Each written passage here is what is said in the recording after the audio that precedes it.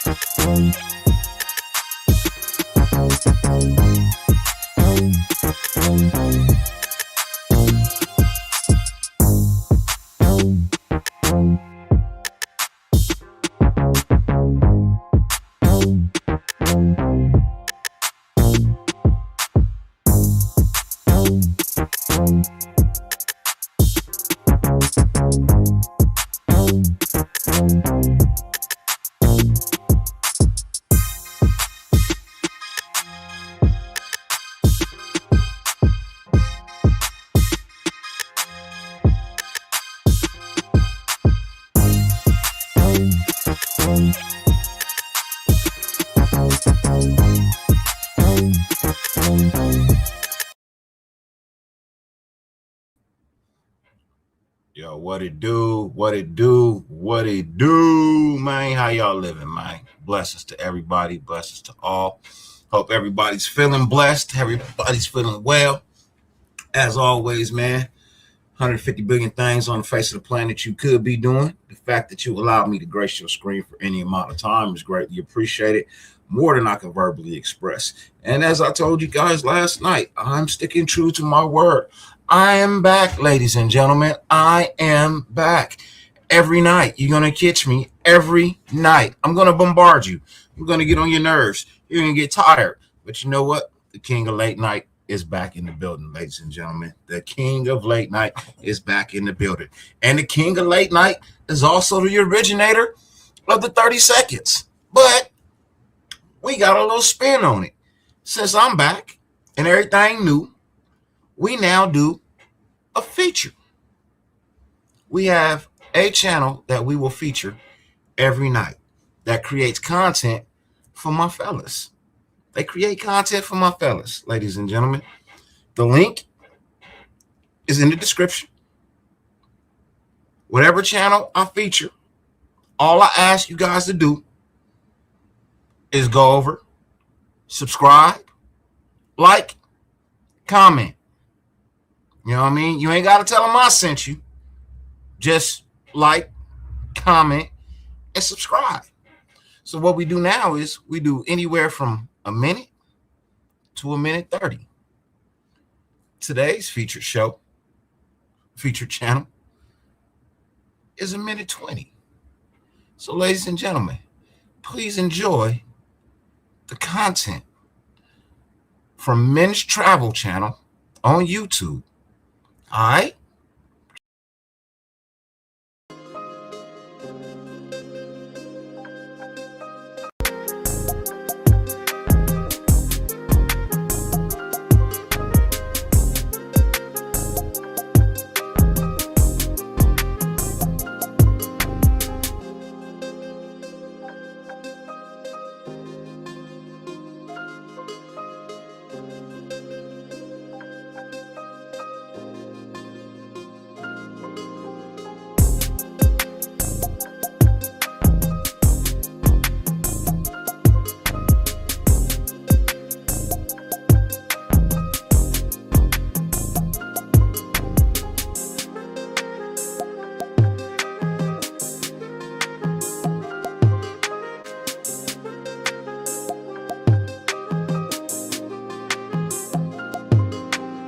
Brother Paul was here with you, man. Blessings.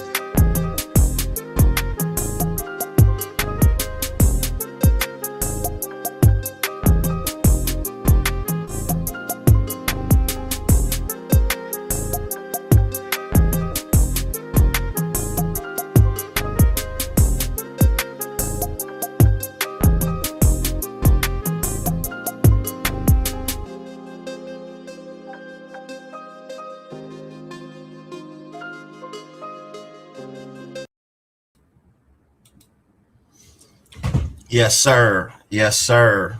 Yes, sir. Ja, my guy, what's good with you, man? Blessings to you. Blessings to you. You know what I mean? Captain Point, my guy, what's good with you, man? Blessings, brother. Blessings, man. He said, I just remembered I need to renew my. Hey, man, look, every 15 minutes, man. Every 15 minutes, I'm on point today. I'm back, man. I'm back. I'm here to refresh y'all, to revive y'all, to give y'all what y'all been missing, man. Y'all been missing a real dude on YouTube covering this Raider shit. I'm not throwing shade or smoke on nobody. Please don't. But y'all been missing the real dude. Y'all been missing the king of late night, man. I know y'all have because I've been missing y'all, man. I'm just being honest. I've been missing y'all. You know what I mean? But like I said, I'm back now, man. You gonna catch me every night, man. If you notice, I've been trying to cut back on my cussing, but your boy back in the building, man. Even if I ain't got nothing to talk about, we doing shows like we used to, man. It's just whatever. But tonight we're gonna talk some Raider football. It's gonna be kind of quick, and then we can get into whatever y'all want to talk about. I got 3 coaches that I'm gonna talk about tonight. It's probably gonna take about 15 minutes to get through all 3 of them total. But these are 3 coaches that the Raiders should just straight up just avoid, not even conversate with. You know what I mean? Not even had that opportunity. You know what I mean? The Nation Nightmare, what's good with you, Brody? Mine blessings to you, man. Welcome back. You know what I mean? I know everybody been here before. They just been like, where Dirty at? Where Dirty? Hey, Dirty here, man. Dirty is officially back in the building, man. Every night. I just talked to my wife this morning. She's like, every night? I said, every night, 9:15, about an hour show. That way I get back in the house so I can go to sleep, relax, watch some TV, whatever. You know what I mean? But every night, 9:15, King of Late Night in the building, man. Unless Raider Ben is doing something, that'll be the only night you probably don't see me, and probably Saturdays, because I get out with my motorcycle club on Saturdays. So probably Saturdays. But if I ain't got no club events to do, I'm here. I am here. So Josh says, via Albert Sports SF, Clint Kubiak is top leading candidate for Raiders head coaching job. Tom Brady was really impressed with Kubiak, not because his resume, because his X's and O's. Kubiak wants his own QB. Yeah, of course. Any coach taking this job, is gonna want their own QB. And I already told you what makes most sense to me. I said it last night. You know, I said a couple of things last night. One of the things I said last night that nobody was saying, you heard it from me first last night. I told you by the end of the day, Mike Tomlin would not be the head coach of the Pittsburgh Steelers. I said it. I meant it. I guaranteed it. I put a rubber stamp on it. Not actually now. I didn't even put a rubber stamp on it. Man, I put a diamond stamp on it. I put a bow. I hit that motherfucker like, wow. You know what I mean? When I came through, I said, wow. No sound effects. That's actually me hitting something. You know what I mean? No sound effects in this bit. We don't do sound effects. We do real shit around here. You know what I mean? And from now on, when I mean something, that's what you're going to hear. When I mean it, you're going to hear it. But I said it last night. Mike Tomlin wasn't going to be the head coach. Now, a lot of people decided they want to jump out. Oh, go to Raiders. Look, slow your roll. Calm down. You know what I mean? Calm down. Calm down. Relax. All right? Pace yourself. First and foremost, you don't go after coaches that get fired. They got fired for a reason, okay? And some of these coaches actually need a vacation. They need to sit back, reevaluate what it is they did wrong to lose their job in the first place. Now, me being a fan of the Pivot podcast, I watch religiously, you know what I mean? And I rewatch shows. And I watched the Tomlin show. I watched it 4 times, in fact. I found it to be quite interesting. And one of the key things that I took from that show that aired almost 2 years ago, Tomlin said that when he left the Pittsburgh Steelers, he was not going to go and jump into another head coaching job. He was going to take time off to do family things. He missed a lot of his kids growing up due to being a coach for the Pittsburgh Steelers.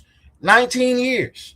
That means if he had a 5-year-old at the time that he took the job, that kid is now 24. You know, he missed 19 years of that kid's life, graduations, proms, you know what I mean? All type of stuff. So, you know, for me, I listen to people, man. And when people say things that, you know what I mean, you can see all in just their aura that they truly mean that, that's what they mean. That's exactly what they mean. You know what I mean? So I took it for face value when he said it, that if he ever left the Steelers, that he was going to be on hiatus for a minute, sit back and reevaluate exactly how things went wrong and how to get them done right. You know what I mean? That's what he said. I'm taking the man at face value. And now all the reports are coming out saying exactly what I've been saying. He's not interested in coaching for anybody right now. He's only interested in being a father and a husband, you know what I mean, in his household. And you got to commend that. Sometimes, you know what, you need a break. Sometimes you need a break to re-energize yourself. You know, so that's the Mike Tomlin. The second coach I'm going to get into is Harbaugh. Harbaugh does not want to be in the same division as his brother. He's on record of saying that. He does not want to play his brother 2 times a year. If they play each other, the only time they want to play each other is in the Super Bowl. That's why to me, it sounds more like if Harbaugh was to go anywhere, it would be to the NFC. And if he goes to the NFC, he has 2 choices. 2 choices that really fit him well. Atlanta and the Giants. Those 2 teams fit Harbaugh perfectly, man. Those 2 teams fit Harbaugh perfectly, man. No ifs, ands, or buts about it. Those 2 teams fit Harbaugh perfectly. We're not even on his radar because we need so much on our team. He's not a rebuilding coach.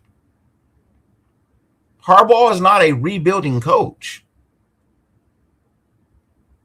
When he took the job with Baltimore, they were already pretty close to being a built team. He added a couple of pieces. But he's not a rebuild coach. And you can see that. You can definitely see that he's not a rebuild coach. But more than anything, he does not want to be in the same division as his brother and have to play him 2 times a year. He's just not interested. All right. So that's coach number 2. Third coach that the Raiders don't need to even talk to, just being honest. I'm not really interested in him being here. I don't have any faith in him. It's Stefanski, coach from Cleveland. Told y'all. Told you before. I meant it. I'm going to stand on it. I don't like how he ran that team last year. I felt like his ego got in the way of that team being more successful than what it was. True honesty, ladies and gentlemen. I can't sugarcoat nothing for you these days. I gotta be straight with it. You know what I mean? I don't like the guy. And honestly, I think he lost his locker room last year. I don't think there's any way he can come in and gain respect in our locker room this next year. So if the players already don't respect you and don't see any way for you to Man.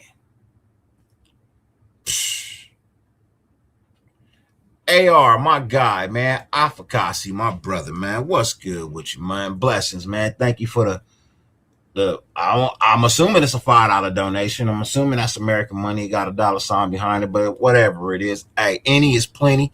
You know that. That ain't even necessary, bro. You know what I mean? You know how I feel about you, man. I done had you to my house. You done had a home cooked meal here, man. We didn't broke bread. We didn't enjoy the game. You family, man. So, you know, the super chat ain't even necessary, but I sure enough appreciate it. More than I could verbally express, Brody. You know what I mean? True indeed. True indeed.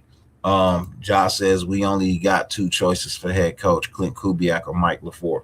Yeah, we do. I feel like those are the 2 best choices. You know what I mean? I'm going to give you my top 3 choices. Then I'm going to tell you. So I got 3 top choices, but I'm going to give you the one guy, you know what I mean, out of those 3, I feel can come in and actually make a difference in 1 year.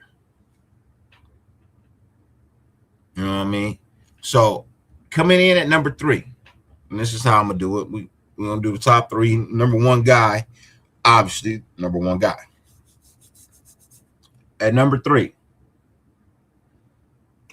Chris Shula. I like what Shula defensively does. I like what the Rams have done, what he's done with the Rams. Their defense is always phenomenal.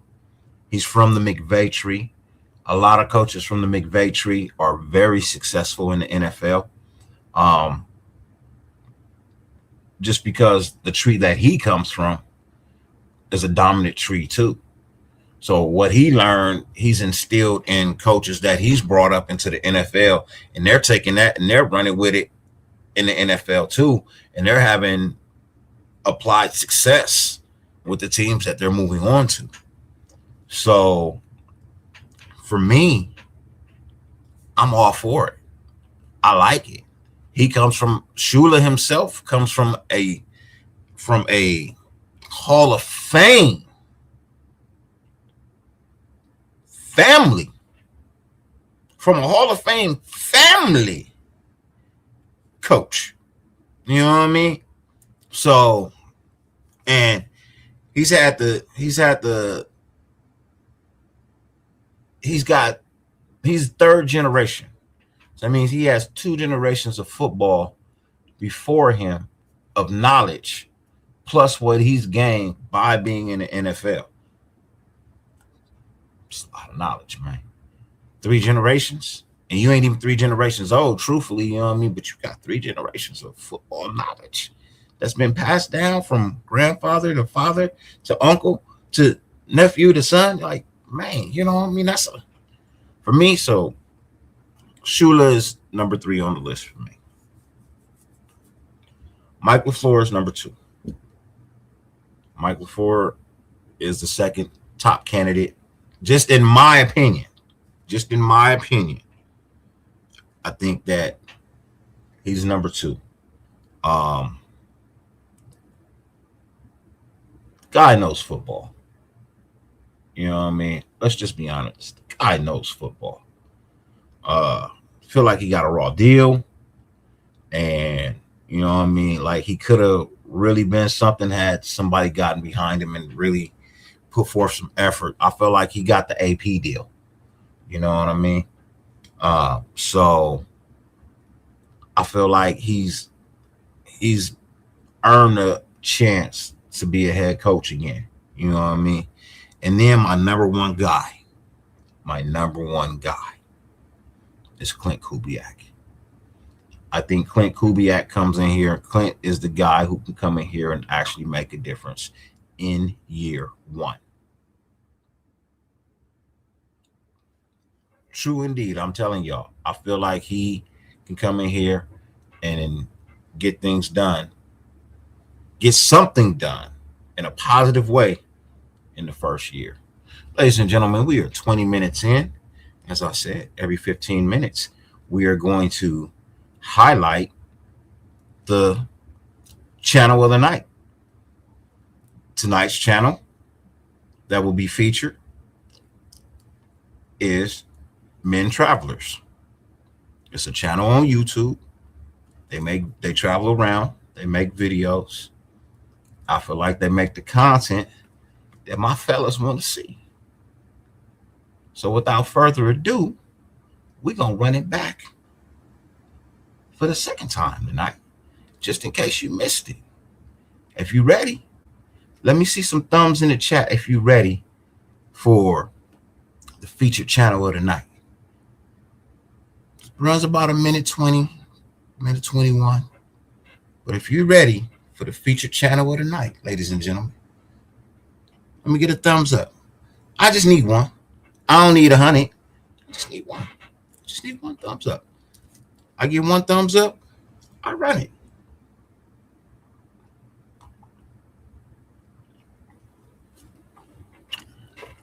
But until then, oh, Ja has a thumb up.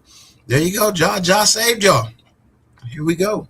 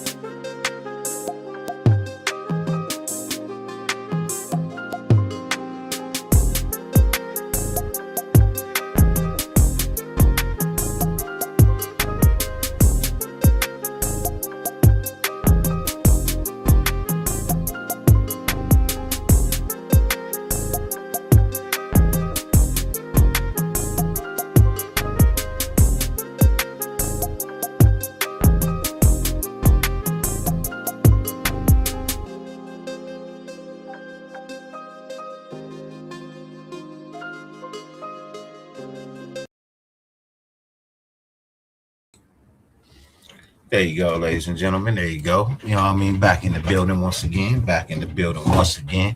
That is at Men's Travelers on YouTube. As I said, please go like, comment, and subscribe to their channel if you like the content that they make. You know what I mean? But I decided to take my 30 seconds and turn them into a minute 30. You know what I mean? A minute 30 feature channel. Take a bunch of their clips, edit them together, put some background music to it. Show y'all what it's all about, ladies and gentlemen. Show y'all what it's all about. But in all honesty, man, let's just be real. Raiders got a lot of work ahead of them. You know what I mean? Truly do have a lot of work ahead of them. They need to really figure out the right coach, you know what I mean, to get us on the right track. He said, I hope the Winers beat Seattle Seahawks so we can snatch Clint Kubiak in person interview and start this new season. I actually want the Seahawks to win. Honestly, I actually want the Seahawks to win, man. I don't really give two shits. You know what I mean? We could hire him Monday on the 19th, MLK Day. You know what I mean? That, if I'm not mistaken, I believe that's the official day that you could actually hire a new head coach. So if that's the case, you know what I mean, and they win, oh yeah. You know what I mean? He ain't got to do nothing until after the Super Bowl anyway. So he could be the first offensive coordinator signed as a head coach to another team to win the Super Bowl, which probably won't happen. I think the Seahawks beat the Niners, but then they fall short to the Rams, and the Rams go to the Super Bowl. I'm riding with the LA team that's still available. You know what I mean? There was two LA teams in the playoffs. I had to pick one. I chose the Rams. Fuck it. I'm gonna choose the Rams. I'm never gonna choose the Chargers. If it was just one playoff team from LA and it was the Chargers, I'd have just been like, well, we out. LA done. We ain't got no teams in it because look, there's four teams. There's four California teams, man. Four. Niners, Rams, Raiders, Chargers. Three of those teams have rings. One of those teams has none. You make Cali look bad. The reason I say this because when Lions lost, Ben Johnson got hired the next day.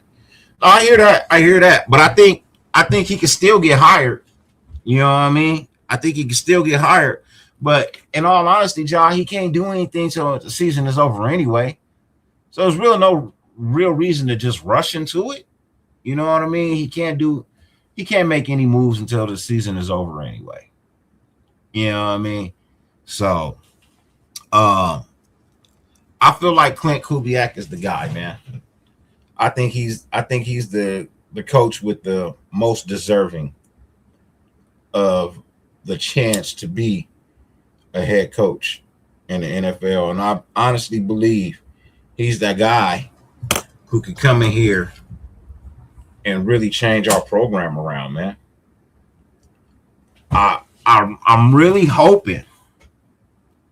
I'm really hoping that he brings John Benson with him. You know what I mean? I'm really hoping that he brings John Benson with him. You know what I mean? Getting John Benson here to coach our offensive line, man, would do us a world of good, man. You know what I mean? Hopefully he does. You know what I mean? Hey, look, I get that his pops hates us, but hey, look, you know what I mean? Sometimes you just gotta ride with shit. Hey, look, I'm sure there's a whole lot of people in the world that probably did my pops dirty. And I'm sure he probably did them dirty too. But that shit ain't got nothing to do with me. I ain't gonna let it stop me from getting my money. Shit got nothing to do with me. I don't even know nothing about it. Wasn't even around for it. I feel the same way with him. This shit ain't got nothing to do with him. You know what I mean? Ain't got nothing to do with him. And then his pops is probably like, you know what? Hey, yeah, go ahead, take that job, man. You know what I mean? Take that job.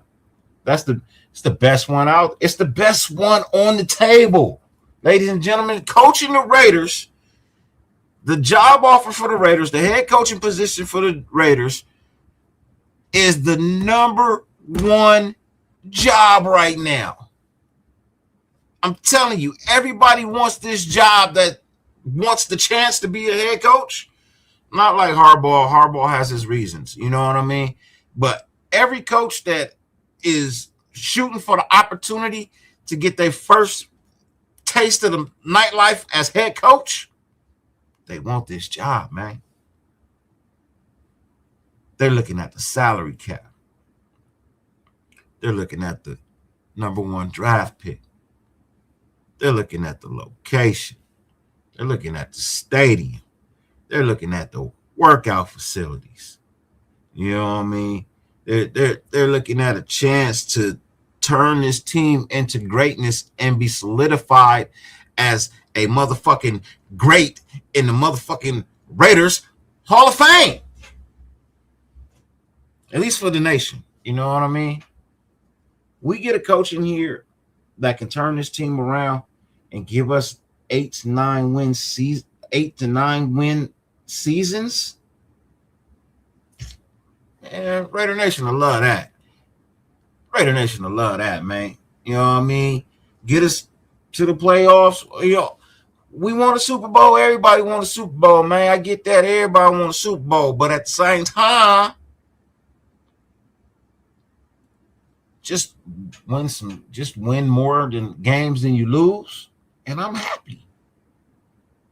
I'm not ecstatic, I'm not thrilled, but if you could just win more games than you lose,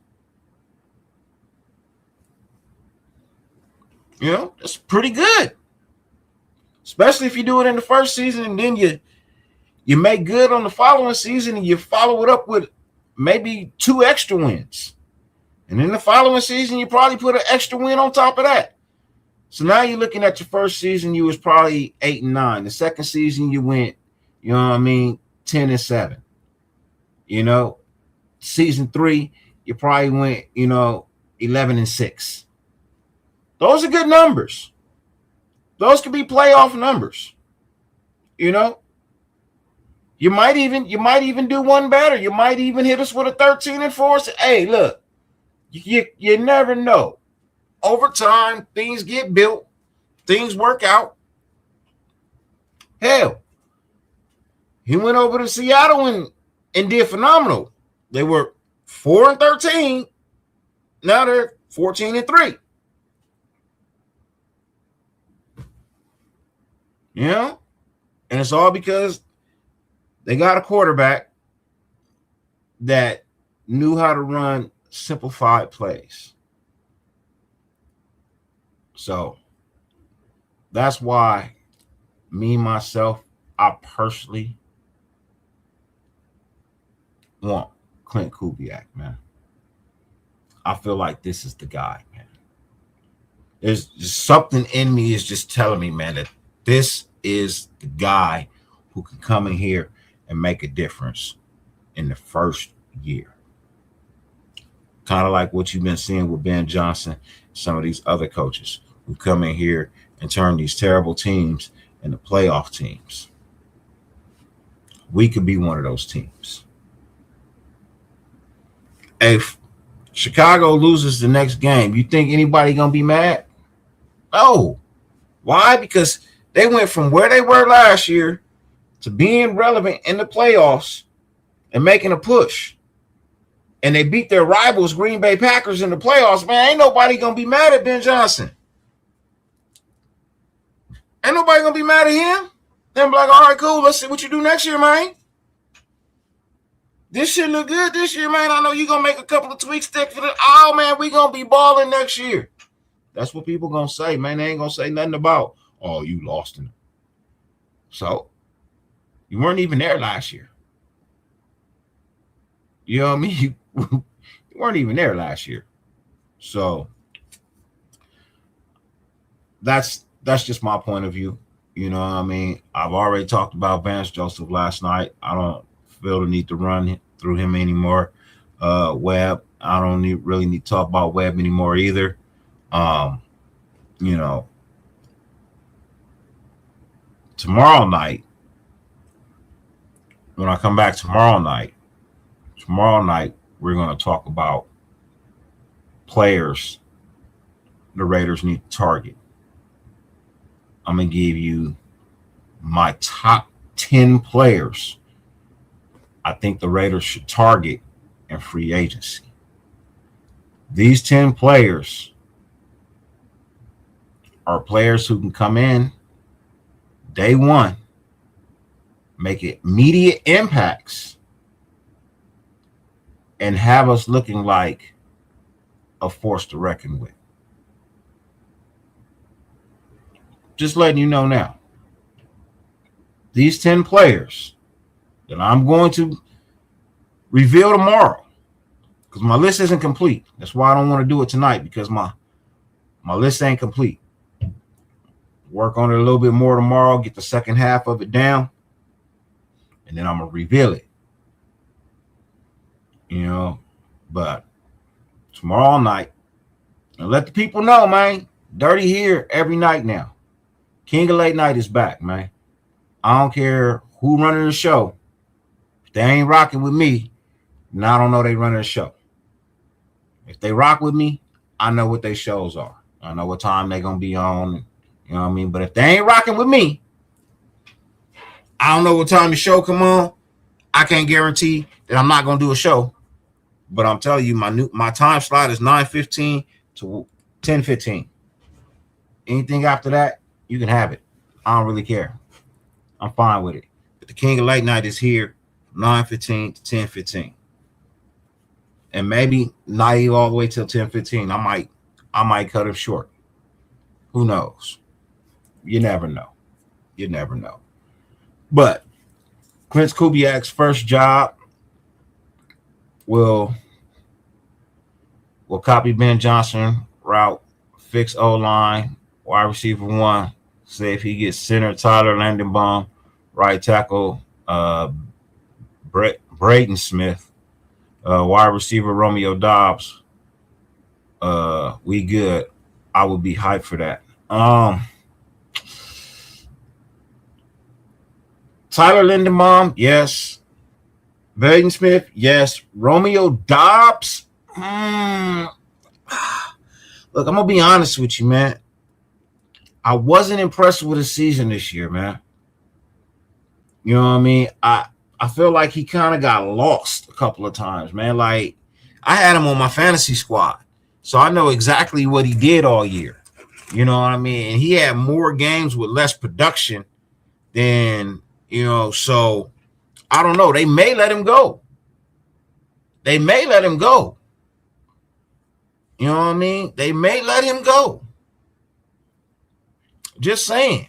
No guarantee, but they may let him go. And then the other thing is, he wears that thing on the outside of the helmet. I hate that shit, bro. I think that shit looks stupid. I know what it's for. I get it. But in the silver and black, I don't want to see that shit, man. We had that one dude out there, man. That shit look ugly, man. I don't like that shit. You know what I mean? If you got one of the things on your head, that means you a head case. I don't want no more head cases here, man. You know what I mean? I don't want no head cases here. So I'll pass. You know what I mean? I'll pass on Romeo Dobbs. Only not saying that he's not a good wide receiver. Just I watched this year because I had him on the fantasy team, and I just was not impressed with what I saw from him, man. I just wasn't impressed. I'm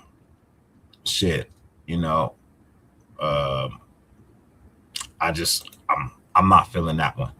I'm good on the Tyler Linderbaum. I can rock with that. And Braden Smith, I can definitely rock with that. You know what I mean? But yeah. Romeo Dobbs, I'm a pass. I'm a definitely pass on that. Ladies and gentlemen, I got about 10 to 15 minutes of time to kill. Get your questions in, get your opinions in. Whatever it is you want to talk about, throw it out there. We can have a conversation. I'm not like, some other people whose chat just be moving too fast and they can't see. I don't have a lot of people in the chat, so I can almost damn near get to everything that's in here. Also, Mike Evans is leaving if he can't at least give us one. Also, Mike Evans is leaving. If he can at least give us one more 1,000 yards, I'll sign him to cheap vet deal to help our young wide receivers. I'm with that. But I think Mike Evans wants to retire a Buccaneer, man.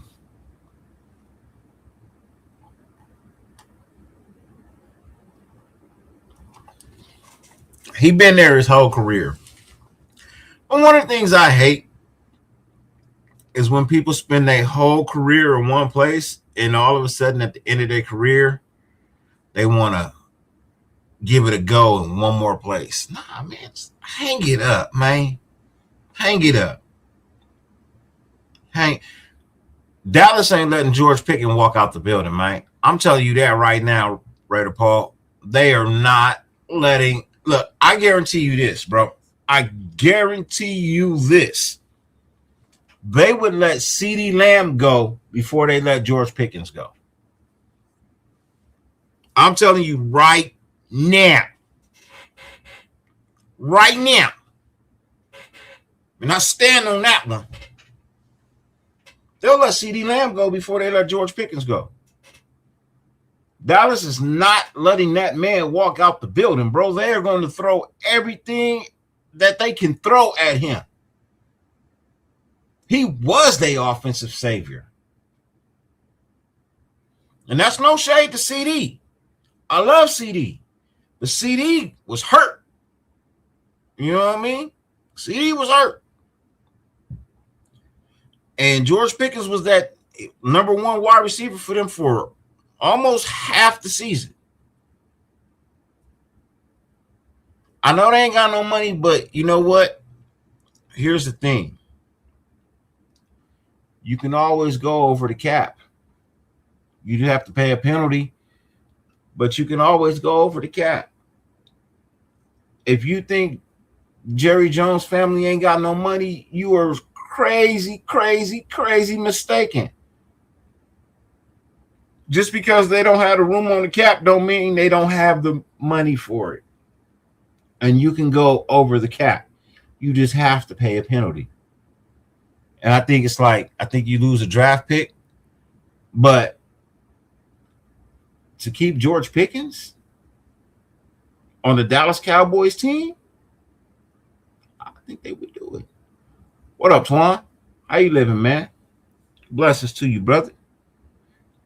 If you're feeling up to it, Twan, you know what I mean? I don't know if you are.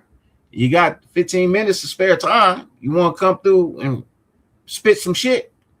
Give me a thumbs up. I'll send you the link right now. I mean, I got about 15 strong minutes to, you know what I mean, full out this hour, because I really only came to talk about 3 guys, and a quick 3 guys. But I also don't want to just be here for 22 minutes. You know what I mean? I'm going to go ahead and take this full hour. So I personally think Jerry Jones is going to throw any and everything that he can throw at George Pickens. Even if it's a mere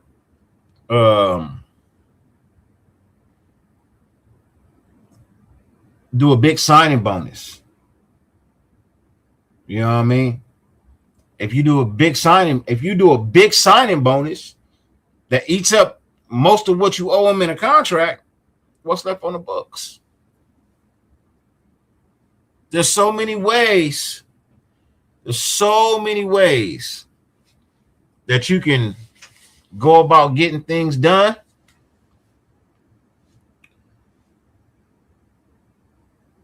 And leave it to Jerry Jones to figure out a way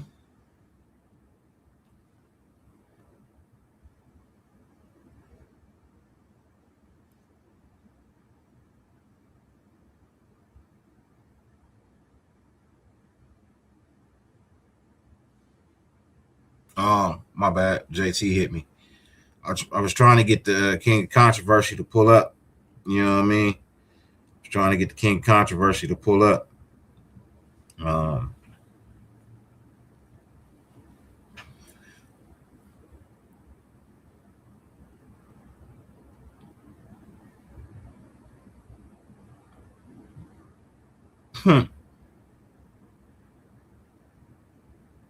This is fake news. It's got to be fake news. Pittsburgh hired Curt Cignati that's bullshit. That's cap. That's got to be cap. It's got to be cap all day. Hold on 1 second. I'm looking for you right now, Twan. I'm looking for you right now. You know, I ain't been on IG in so long, man. I got like 500 unread messages. I got like 500 unread messages. There you go. Sent it to you, Twan. Sent it to you, Mike.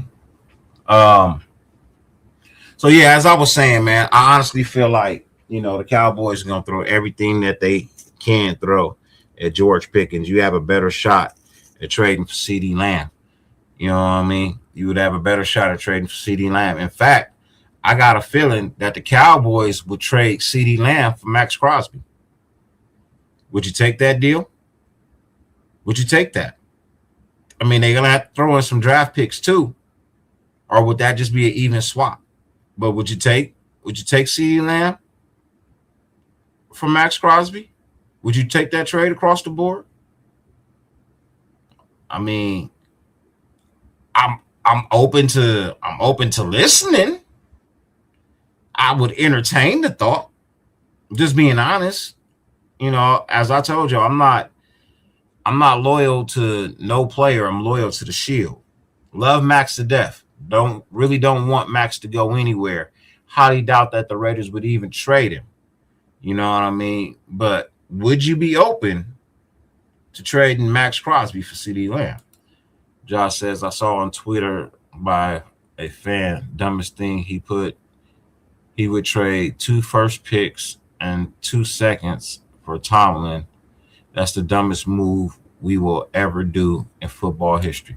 All right, so let me, you know what? I've been meaning to address this too, as to why hiring Mike Tomlin is a bad idea and why I feel like Mike Tomlin is not going to coach football for at least 3 years. It'll be 2 years before you see him.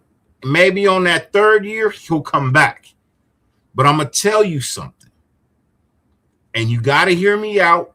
And I pray that you please understand this. Whatever team decides to hire Mike Tomlin has to give up draft picks for him to Pittsburgh. If I'm a head coach, I'm going to pull the same move that Derek Carr pulled on us. I'm not going to let you trade me for picks, because these are picks that my team needs in order to build. If I'm a head coach, I don't want to give up none of my draft picks, man. I'm not giving up none of that shit. Ladies and gentlemen, I got a guest backstage right about now. Pulling up, ladies and gentlemen, you know him quite well. You know what I mean? I sent up the back signal. The back signal was answered, ladies and gentlemen. Actually, I sent up the Raider shield to the sky, and the Raider shield was answered, ladies and gentlemen. It was answered by the chaplain of NWA. Yes, there is still an NWA. It's not as many members as it once was, but there is still an NWA. Because as long as there's a nation with attitude, ladies and gentlemen. The CEO of Brown Crackers, my homie, my friend, my cousin, ladies and gentlemen, Raider Twan. What's good with you, Twan? How you living, man? What's good, man? What's good? Chilling. About to enjoy these last 11 and a half minutes. You know what I mean? Okay. Hour 5 at the most, you know what I mean? But trying to keep everything to a straight boom, boom, boom, boom, boom. You know what I mean? I need to start on time, but you know what I mean? I'm only 2 minutes behind. You know what I mean? It's not about how you start, it's how you finish. It's how you finish, man. You know what I mean? So, Twan, my original conversation was about 3 coaches. It was about Mike Tomlin, Harbaugh, and Stefanski. All right. And basically it was 3 coaches the Raiders need to stay the hell away from. You know what I mean? Don't even waste your time. It ain't even no point. You know what I mean? Tomlin doesn't want to coach. You know what I mean? Harbaugh doesn't want to be in the same division with his brother. And Stefanski is a fucking joke. What say you? I honestly, to be honest with you, I was on the Tomlin bus. You know what I'm saying? As soon as it broke, because I know what Tomlin can do. Tomlin has been proven to make something out of nothing, and there's been a lot of years where all of a sudden a team that shouldn't be in the playoffs, like the Pittsburgh Steelers, based on what they have on paper, he ends up making it work, and they're in the playoffs. Obviously, 19 years of being in the postseason sounds very lovely to a team that only has been in the postseason twice of those 19 years. So I was in the mode of Tomlin. But with that being said, I understand why there's people that have a back of that, and that's because of the compensation that you're going to have to give up to get somebody like that. We're not in a position where we can say F those picks and go get, you know what I'm saying, and go get somebody that's not really, you know what I'm saying, a player. We don't have a roster where we can afford to let, you know what I'm saying, to waste picks, you know what I'm saying? So and to be honest with you, we might be more be it'd be better for us sometimes in certain situations to even trade back, but that's a whole nother discussion. But in regards to the coaching situation, Harbaugh wants complete control, you know what I'm saying. He wants complete control, not only as a head coach, he wants GM control, and that's one thing that we're not going to do. I think we're really believing in spy tech and the man, the telephone man in Tom Brady. That's what I've been calling him, Mr. Telephone Man. If you see my post, I put it out there, Mr. Telephone Man. That's Tom Brady. So they're believing in that. So with that being said, Harbaugh is off the list. Again, he's a good coach. He can get it done. I think if we had that opportunity, you know what I'm saying, he would be able to set up something. We would be set. There's no denying who John Harbaugh is as a coach, but you got to check that off because, again, that means that we're getting rid of John Spytek. So John Spytek, you know what I'm saying, Harbaugh checks that. Tomlin, the compensation that we have to give up, you check that, and then you go to Stefanski. What can we say about Stefanski? He tried the one thing that he tried to sabotage was the same thing that kept him winning games at the end of the season.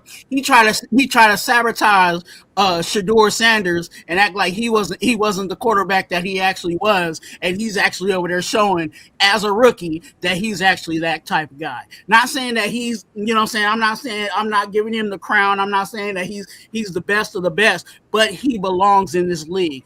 And the whole sabotage situation that Stefanski himself was putting Shedeur Sanders through, we don't need that over here, as toxic as the Raider Nation and the Raider organization is. So that's another check off the list. Even though those guys are, you know what I'm saying, those guys do have experience. They do have, you know what I'm saying, some post season situations.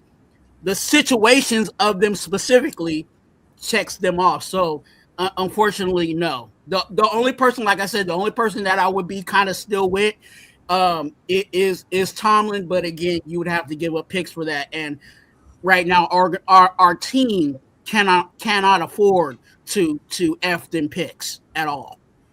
Yes, sir. Ladies and gentlemen, I'm excited. There was requests for this gentleman last night. Where'd he go? He got to come back. When he come back, we're going to bring him on. There was a request for this gentleman. Whenever his shit comes back on, we're going to go. And I'm gonna extend the show an extra 15 minutes tonight, ladies and gentlemen. I know I'll talk too long. Sorry. No, you're all good. This next brother, when he get the rolling, he get the rolling. You know what I mean? I'm waiting for him. I'm gonna wait for him to pull back up. And then so he pull back in the chat. You know what I mean? We gonna extend the show an extra 15 minutes. You know what I mean? We're gonna definitely extend the show an extra 15 minutes. Here he is, ladies and gentlemen. He was requested in the chat. You know what I mean? I woke up this morning, you know, just to check my views, see how I did, you know what I mean? Because I'm getting back into it. You know what I mean? 100 people watch me. I'm happy. But there was somebody that said, hey, where's the king of controversy? I said, oh, you want the king of controversy, huh? So I screenshotted it. I sent it over to the king of controversy. Ladies and gentlemen, here he is. My fam, my cousin, my bro. You know what I mean? It's my peoples right here, man. I done seen this brother more times than I done seen a lot of motherfuckers that I grew up with. You know what I mean? Ladies and gentlemen, we caught the game. He came down to L.A., watched the Charger game with me. You know what I mean? We broke bread at Roscoe's. You asked for it. You got it, ladies and gentlemen. The king of motherfucking controversy. My boy, my fam, Mr. J to the Tizzle. What's good with you, JT? Blessings, man. Raider Chris, my Dorsey brother. What's good with you, family? You see, I got on that. You see, I got on the Dorsey hat today, man. I got on the D-House hat today, man. We don't got that green. It's about Joe City. But yes, it is he, it is I, it is him. Yes, it's the one and the only, the true King of Controversy and Mr. Raider himself. It's JT. How y'all doing, man? Twan, love seeing you, brother. Turn your Happy mic New up. Year, happy You need Kwanzaa, some happy volume on you. Christmas, and happy holidays. Love everybody. Salute to everybody. Happy 2026. Need some volume on you, man. You gotta turn your volume up. Need volume on me? Need Yeah, volume? I can't hear you in the headphones. Can't hear in the headphones. Turn them up. All right, let me go. Let me go get my mic. I will get my mic. I'm Yeah, gonna y'all be extend the right show back. an extra 15 minutes for you, man. Get your Been mic. on that long? Hey, so while we I've wait been on an hour. I'm almost at an hour, yeah. as we wait on JT to get himself together, was there anything after what I said? Is there anything that I missed from what you said? Because I didn't catch you earlier. What did So my thing with Tomlin was, I'm a loyal, avid watcher of the Pivot podcast. You know that, Twan. You know what I mean? I watch I watch the same episode, over and over again just to find out if I missed something. You know what I mean? pull something Especially out? Yeah. the interesting ones. You know what I mean? I'm always hitting y'all about the Pivot, you know what I mean, when they got really interesting shows. One of the most interesting shows was a couple years ago when they had Mike Tomlin on. You know what I mean? About 2 seasons ago. Because it was right before the DA interview when DA was with us. You know what I mean? Because he's done 2 interviews with him, one with the Raiders, one with the Rams, right? And the last one that he did with the Rams was actually really fire. I'm telling people you really do need to check it out. You know what I mean? Regardless of how you feel about DA explains a whole lot of what took place, you know what I mean, between him and the Raiders. You know what I mean? And when he's asked about leaving the Raiders, you could see in his face he didn't want to go. You know what I mean? It wasn't his decision. So I really advise you take the hate out your heart for DA and go watch that episode of the Pivot podcast interviewing Davante Adams while he's playing with the Rams. It'll actually blow you away. You actually feel completely different about DA. My feelings for DA has never changed because I told y'all from the get-go I had an inside track, and my inside track was telling me DA was fighting every tooth and nail that he could to not leave the Raiders, but in the end, it wasn't his decision. You know what I mean? It just was not his decision. So, what I was saying about Tomlin was he said on the Pivot podcast, if he was to leave the Steelers, he was not taking a head coaching job nowhere immediately. He has been away from his family for so long that he was going to take that time to, you know what I mean, enjoy his life with his family, be a father, be a husband. You know what I mean? I think he had 1 or 2 kids before he was even the coach. You know what I mean? In Pittsburgh. You've been there 19 years. Can you imagine all the things that he's missed in those 19 years? You know what I mean? So for me, I feel I'm taking Tomlin at his word. His word was he was going to take some time off, reevaluate himself, become a better father, husband, spend more time at home, something that his wife wants him to do. You know what I mean? He's been gone 19 years, bro.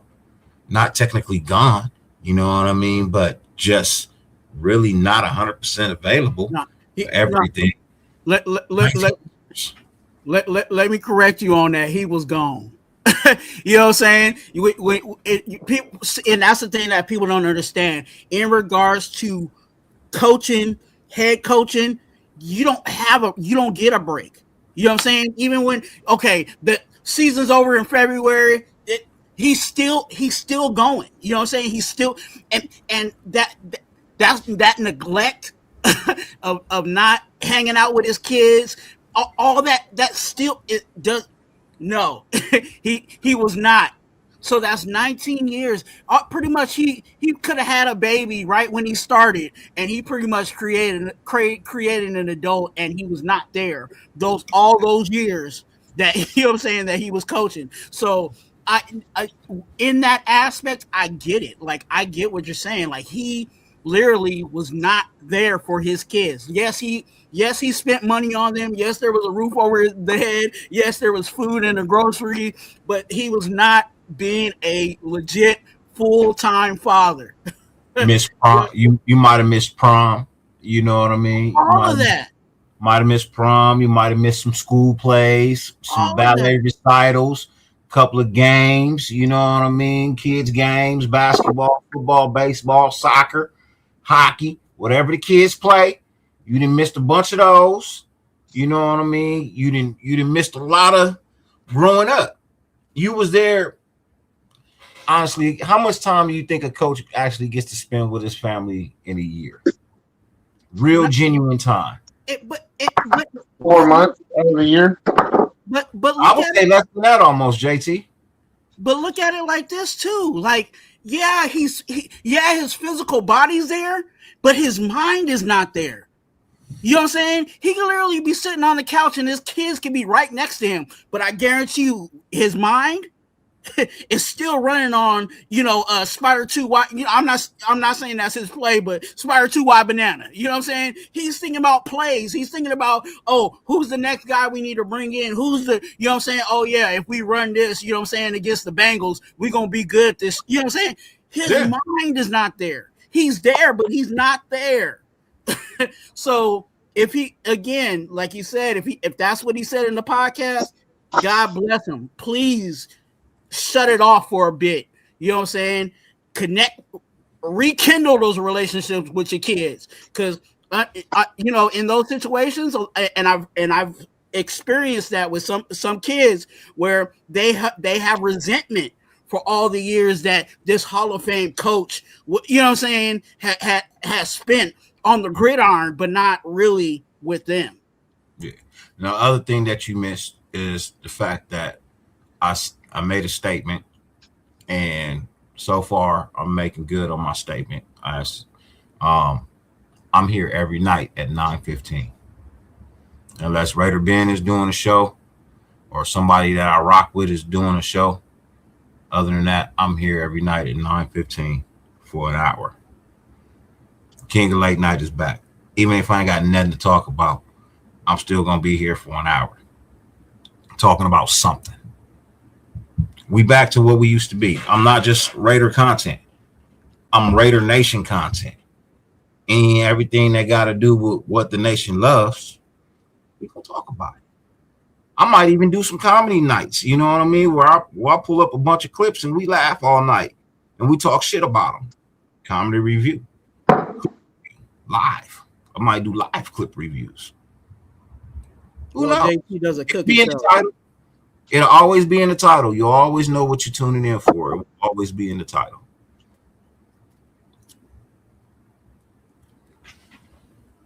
Always. So I know y'all happy to see me back in the kitchen. Man, let me get your. Hey, so look, we really don't want to see you in the kitchen, but anyway, no, we don't. We don't. We really don't want to see you in the kitchen, No, but let me get your standpoint. You know what I mean? So weird watching your late night shows when it's actually late night. Hey, that mean you still in the States, AR. AR ain't going home, bro. AR is not going home, mate. Welcome to JT's Cooking Show. On this show, we cooking Frosted Flakes. I do creamy noodles a day. Creamy noodles. You know what I'm saying? With some where you get the cream. First, you put the milk in the bowl. You know what I'm saying? Where I'm getting the cream? Heavy whipping cream, baby. He said, I ain't fucking leaving. He said, I ain't fucking leaving. Hey, Avocado, you still in the US? Oh, He was just at the last game. He was in Vegas. He was just at the last game. Look, I'm so adamant. I really thought he went to the the Chargers game and bounced out. No, he's still here. He said almost 2 months. I hope they've been staying in hotels that whole 2 months, man. And I just messaged him. I was like, "Hey, you good? Hey, what's going on with you, dog? I'm just checking up on you, dog." I didn't even know that he was here, dog. Well, I knew that he was here for LA, but I know that he was still here. AR is my guy. You know what I mean? That's my guy, dude. Yeah, I tell y'all that right now, bro. I really, really, really enjoyed meeting Brody. You know what I mean? That's my guy, bro. Dude is so hilarious, bro. Dude is hilarious. I wish I could tell y'all the story that I have. JT know it because JT was in the car with me. JT had the pleasure of being, you know what I mean, present for the story. You know what I mean? But man, the only person I can let tell the story is AR. I can't tell the story, man. I can't. You know what I mean? But he is the only one that has the right. AR, the one where you answered the phone. I can't tell that story. Hey, Alpha That's Kasi. the story you gotta come tell, bro. I can't tell the story about when I called you and you answered the phone, bro. I can't tell that story. Hey, Alpha Kasi, if you love it here so much, I'll switch with you. You know what I'm saying? I'll definitely love to go to Australia, dog. He said, "Oh shit, yeah. I can't tell that one, man. That one, that's the funniest, bro. That is the bro. I guarantee you, bro. That will probably forever be the funniest story. You know what I mean? Hey, some stories got to go to the grave." He said, "Well, you get a green light. All right, cool." So AR says I can tell the story. All right. So look, I ain't saying nothing. we won't mention who the other person was, but we'll just say this. So me and JT, we driving, right? We headed to Roscoe's. You know what I mean? So I call AR because I'm gonna pick AR up. You know what I mean? All the way to Roscoe's. Oh, rings. AR. You know what I mean? Yeah. What up? Hey, let me call you back. All right. Yeah, man. Call me back. All right. Cool. All right. Cool. Right. Now, it was a little deeper than that. It was a little deeper than that, but you get the point, right? Now, in my mind, I know what's happening. I know this sound. I know what time it is. I know what time it is. You know what I mean? I know exactly what time it is when you hear these type of words, right? So in my mind, I'm wondering why a nigga answer the phone. Why are you answering the phone, dog? Why nigga even answer the phone? Oh, I already know the story. I'm already know. My guy AR is a motherfucking G. To answer the phone while clapping some cheeks is some G motherfucking shit, bro. It is the funniest shit in the world, but it is some G ass shit, bro. That is some gangster shit, my nigga. I'm just being honest. To answer the phone, apologetic too. He apologized. I was like, look, there's some things you don't gotta apologize for, and that's one of them. If you're late to the event, that's a qualified reason to be late to an event, and I don't think none of us will be mad at it. You have all the reason to be on CPT. You know what I mean? You have all the reason in the world to be on CPT at that point in time, man. Hey, look. Hey, what did King Joffrey Joffrey say? Let them wait. I am talking to my son, the Prince. Bro. Hey, look. That will forever be one of the funniest things ever in life to me, man. You know what I mean? In a genuine fashion, in a genuine manner, bro. That will always be one of the funniest things to me in life, bro. Let me keep my mouth shut because I Then Brody called me back. Right? Brody called me back. We talking. He like, hey, I gotta call you back. I'll call you right now. So Brody called me. Brody called me back when he thought she was going to take a shower. She went and did something, came back. and started doing something.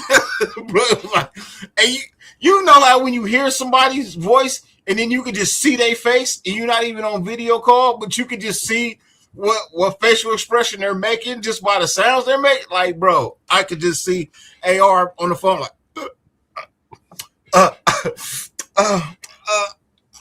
I call you back. I call you back. And I think I know who it is, but it ain't my story to tell. Hey, if you talk to him and he told you the story, you know who it is. I know who it is, but it's not. It ain't my story to tell. I don't know that person. I'm my brother's keeper. I got nothing to do with that person. I ain't trying to fuck with that person. I know my nigga. My nigga said I could say. Yeah. That part. But I'll tell you this, man, oh man, shit. I wish I was that goddamn lucky in life. Hey, I just count that as a tariff. You know what I'm saying? He flew all the way over here. You know what I'm saying? And you know what I'm saying? He had to pay. You know what I'm saying? They had to pay the tax. You know what I'm saying? Yep, we'll leave it at that, AR. We will forever leave it at that. All I'm going to say is I wish I was that motherfucking lucky in my younger days. In my heydays, look, I wish I had that type of motherfucking luck. I fly that far? Nigga, I could drive around the corner. I still wish I had that much. I fly that far, something's going down. You ain't gonna fly nowhere. I'm not even no drive to another state. I wish I was that motherfucking lucky, man. I wish I was that motherfucking lucky. Something's going down. That's it, you know.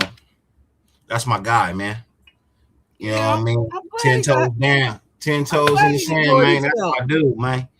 That's my motherfucking guy, man. Cheers to you, matter of fact, man. Salute and cheers to you, AR. I'm a motherfucking guy, man. The Raiders ain't giving you a reason to be feeling good, so you better do something. Jay Tizzle. What's up? Let me get your reasons as to why the Raiders should stay away from Mike Tomlin, Harbaugh, and Stefanski. Because you already tried going with the old route. You already tried to go with the era that isn't winning no more, and it's becoming obsolete. You've tried it a couple of times now. It's not going to work. One. Two, you obviously aren't going to commit to it or do what needs to be done to fully address everything. And I'm not trying to be mean. I'm being nice right now. Like I said, I just need to clarify. I told Dirty yesterday, there's a couple of things I still need to clarify before I go off. You being real though. But I'm saying to be honest with you, their style of football requires 100% commitment, and you have an organization that its motto is commitment to excellence, but they're not willing to commit to shit. Exactly. They're not willing to commit to it. I don't know if it's at first I could understand why you weren't committing to in the beginning when you first took reins of the Raiders because you just didn't have the pockets. But now you got the pockets. But now you're gun shy. I understand why you're gun shy. You shit the NFL and took the guy you wanted. A lot of bad things have happened. When you committed and actually was spending money, motherfuckers got hot-headed and ego tripping, ended up in jail, blew up your whole season. You're gun shy now. Now you have trust issues, and you can see it. Like my issue right now, and a lot of people don't even really recognize what happened, but my issue is when Spytek had an interview and he was on a Raider show, and he said it was Pete Carroll's show and we let him develop the team. As a general manager, it is your responsibility and job to develop the team with him. So if you're just giving Pete the full reign to do whatever he wants, what is your position and what is your responsibility? So you just try to wipe your hands clean like none of that was your fault. That's the real issue. And no offense, none of the Raider podcast, even the Las Vegas Raider podcast, is addressing that issue. That you have an incompetent GM or one who tried to use somebody as a scapegoat as a punk bitch tactic and dump it on the old man like it's his fault. Now, he's responsible for a lot of things that happen on the field, but he isn't responsible for the roster. The overall roster, he's not. Now, I listened to Spytek's interview, and I heard him take some blame. He said, you know what I mean, that the majority of the blame should rest on his shoulders. He said it with his own out his own mouth that majority of the blame should be placed on him. Brother, you got me sounding uppercut right now. Don't let the wordplay fool you, because that's not taking accountability for anything. I didn't look. What did he take accountability for? With that, you know me. I'm always gonna try to give him a little. I'm always trying to help somebody out a little bit, give him a little escape. You know what I mean? You gotta shut the gate on him. I'm just trying a little bit forward. You go down to the security guard and make sure that gate goes stay latched. You know what I mean? I'm just walking by, taking latches off. You know, trying to help people get out. Hey, look, I did a live on his press conference, and he did one of these. He was PC in the beginning, and then he shot a whole bunch of shots at the end of it.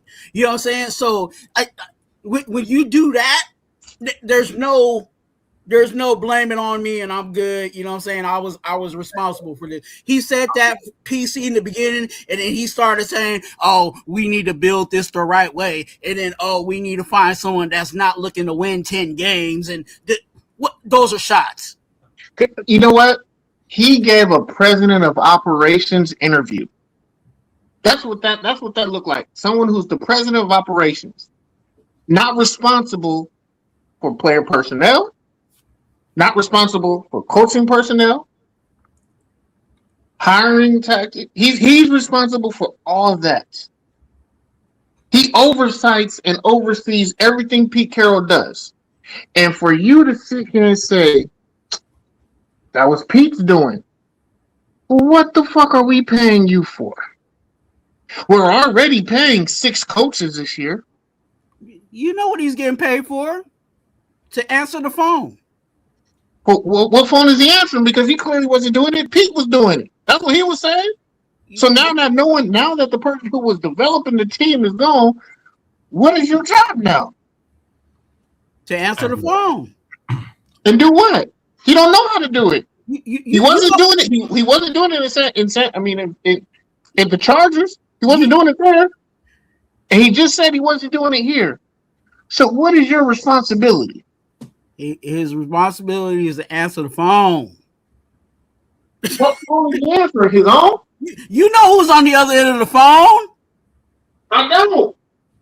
Phone number 12. Everyone's going to sit here and tell me it's Tom Brady. Tom Brady can't answer the phone. That's called collusion. He can't talk to nobody. The blue phone ring? You answer the blue phone. The blue phone ring. The hotline bling.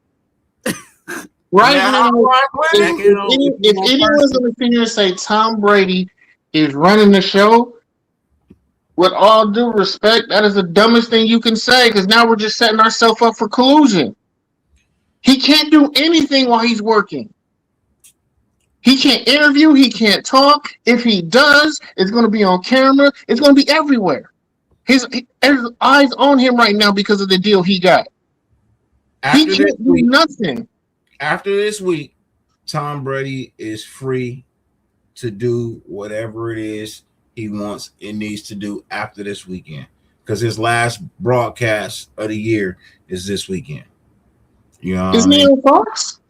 He's on Fox. But Yeah. this is his last weekend though. He's not doing the game the following week. He didn't pull that. His last game is this weekend. As of January 19th, the date that you can hire a head coach, is also the day that Tom Brady can walk into this building and give more attention to the team he owns, that he's part owner in. Now you see that color right there, boy? I see the shit sticking to the side of the pan. Because I'm stirring it, brother. It happens when you stir it. You got to make sure you don't stick. You need to get a motherfucking silicone spatula and scrape the goddamn sides and put it back in the middle. Hey, I always gotta teach niggas how to cook, man. Come on. Come on, that's what this is right here, brother. Sides, man. It is been off the side. Sidewalls burn. What kind of shit is that? That adds terrible. What is burned on this side? What is burned on this side? You tell me what If you don't scrape it off, it ends up just burning at the it bottom. wasn't burnt, man. It wasn't burnt at all. JT said that's flavor. We over here talking nigga that put mayo on the outside of grilled PB&J's, nigga. Oh, we going back. But all due aside, but here's the thing. Here's the thing. If we're gonna say this now, right? Tom Brady. We're still gonna go back to if Tom Brady's running the show. Mr. Why the hell are we paying Spytek any money if Tom Brady's doing his job? Because Mr. Telephone Well, Man, first off, every GM has to answer to an owner. who brought Mrs. John Spytek in? Mr. Telephone I'm being Man. honest with you, not all of them. I brought you in to answer the phone. I brought you in to answer the phone. No. I don't believe that. I'm gonna be Harriet Tubman. I'm gonna run this motherfucking Underground Railroad and free the goddamn slave right now, man. I'm just telling you, bro. I'm gonna free this damn slave right here, right now, man. Look, people have mixed opinions and emotions about John Spytek. Granted, first year, you're gonna go through some aches and pains. You're gonna get some bumps and some lumps. You know what I mean? You're gonna cruise and you're gonna lose. You know what I mean? That's just the nature of the game. Nobody has ever succeeded on their first day of the job, man. Nobody has ever succeeded the first day. Stop that. Everybody has a failure at some point in time, right? Make mistakes, things happen. Sometimes it takes you a while to get your bearings moving in the right direction. There, all the bearings spinning. You gotta grease them bitches up sometimes, man. You know what I mean? Look, it's like owning a Harley. Sometimes you gotta turn the wrenches on that bitch. Make sure everything fine. That bike vibrate. It vibrate things loose. Sometimes you gotta turn a couple of wrenches, man. Make sure your shit is tight, right? Same thing. They just needed to turn a couple of wrenches. They turned a wrench on Carol. It didn't work. It flat out did not work. And it is what it is, man. Ain't nothing gonna change about that whole scenario. It is what it is. It flat out didn't work. And I feel like it didn't work because I think the game has passed Pete Carroll by. That's my God honest opinion. I feel like the game is too fast for him. I feel like that was the whole reason he left Seattle. Because he had a strong feeling that the game was just moving too fast for him. The teams weren't producing and getting things done like they had been doing previously in the past. You know? So I feel like that's what pretty much held him back. The way you went about coaching 10 years ago, obviously it's not the same in the NFL. Not getting it is just not going to happen that way. The game has evolved into something else. You know what I mean? And it's all this playing around and shooting the horse and doing all this extra shit at practice, trying to keep morale up. You know what I mean? You know what keeps morale up? Fucking wins. You know how you get wins? You practice, real practice.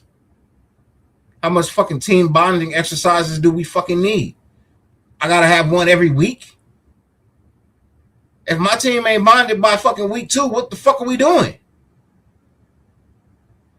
What is it about? At this point in time, I feel like you got players shooting horse and all playing 21 and all this other shit because you focused on your class down at USC. You're over here grading papers instead of getting the X's and O's together for next week. You grading papers. Well, look. My guy is my guy. I'm not changing from that. I feel like there's one guy who can come in here and make a difference year one. I'm not saying Super Bowl. I'm not saying third round playoffs, AFC Championship, none of that. But I feel like this guy can come in here and at least, at minimum, get 8 motherfucking wins. I ain't even gonna lie. At 8 and 9, I'm happy. I'm not ecstatic, but I'm happy.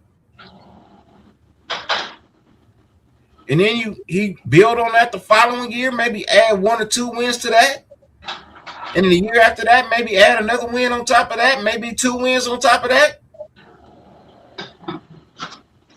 I'm talking about a guy who can come in here and get us to no less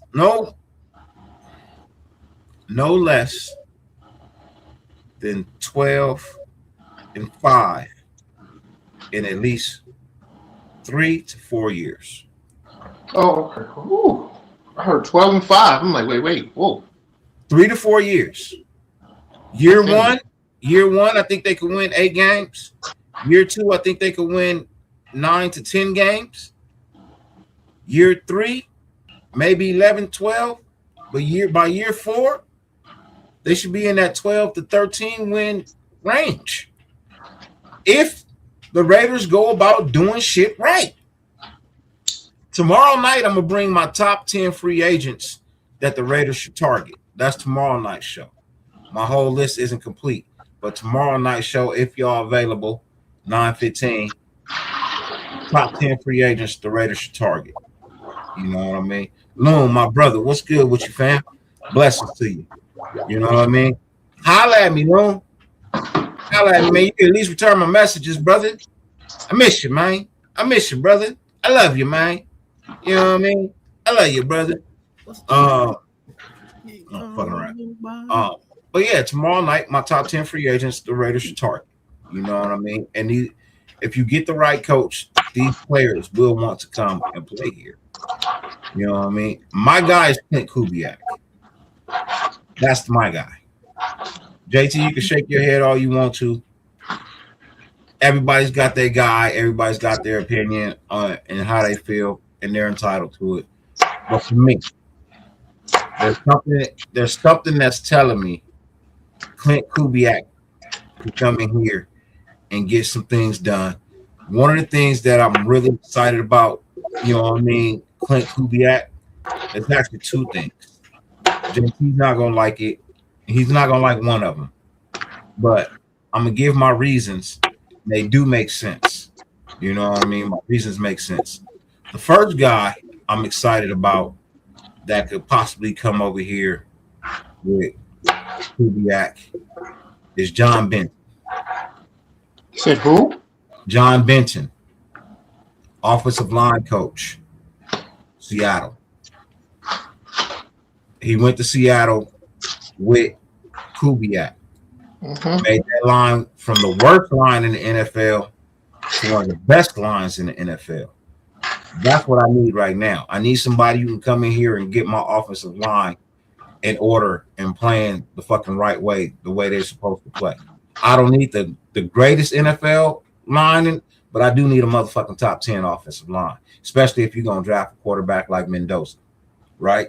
You gotta put some protection in front of the boy in order for him to succeed. I'm being honest about that. If there's no protection in front of him, he's not going to succeed. He's just not. I still have my reservations about him. I'm not 100% guaranteed that he is that quarterback. You know what I mean? I'm still reserved about it because it's only been 1 year of good football. You know what I mean? It's only been 1 year of good football. Yes, he's older. He's better than Moore. Moore needs to go back another year. Maybe. I'm there with you, Dirty. You know what I mean? Moore needs to go back another year, maybe 2. Because the game that he just played in was way too big for him. He's not mentally ready. He's 19. If that stage is too big, the NFL will destroy him. And I mean that. The NFL will destroy that kid. So it would be wise for him to go back another year or 2. You know what I mean? And learn this game and mature. A 19-year-old kid don't need an NFL contract anyway. Don't need a first-round NFL contract.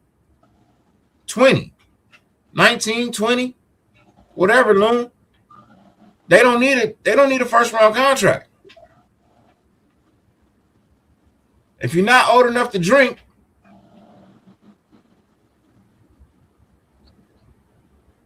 you shouldn't be old enough to have to sink. And I honestly feel like if Moore was to come out, I'd give him 2, maybe 3 years in the NFL and he's done.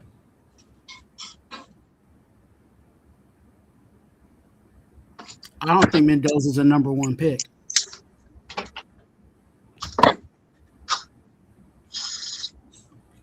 Look, Mendoza shouldn't be picked by the Raiders, period.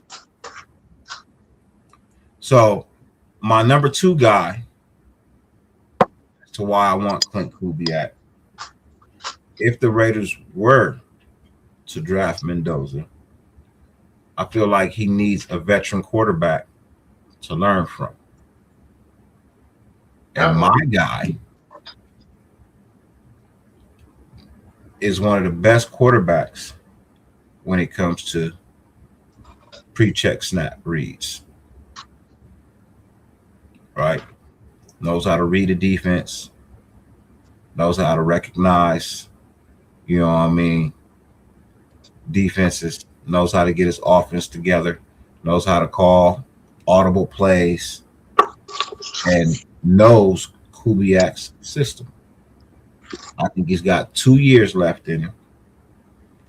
Only really need him for 1 good year to teach the young man how to be able to get it done on the field. Because I believe they're one and the same person. I believe one could be better than the other. You know what I mean? Or is at the level of the other one when he was at the level he was at in 2016. And that's motherfucking DC. He's not coming back.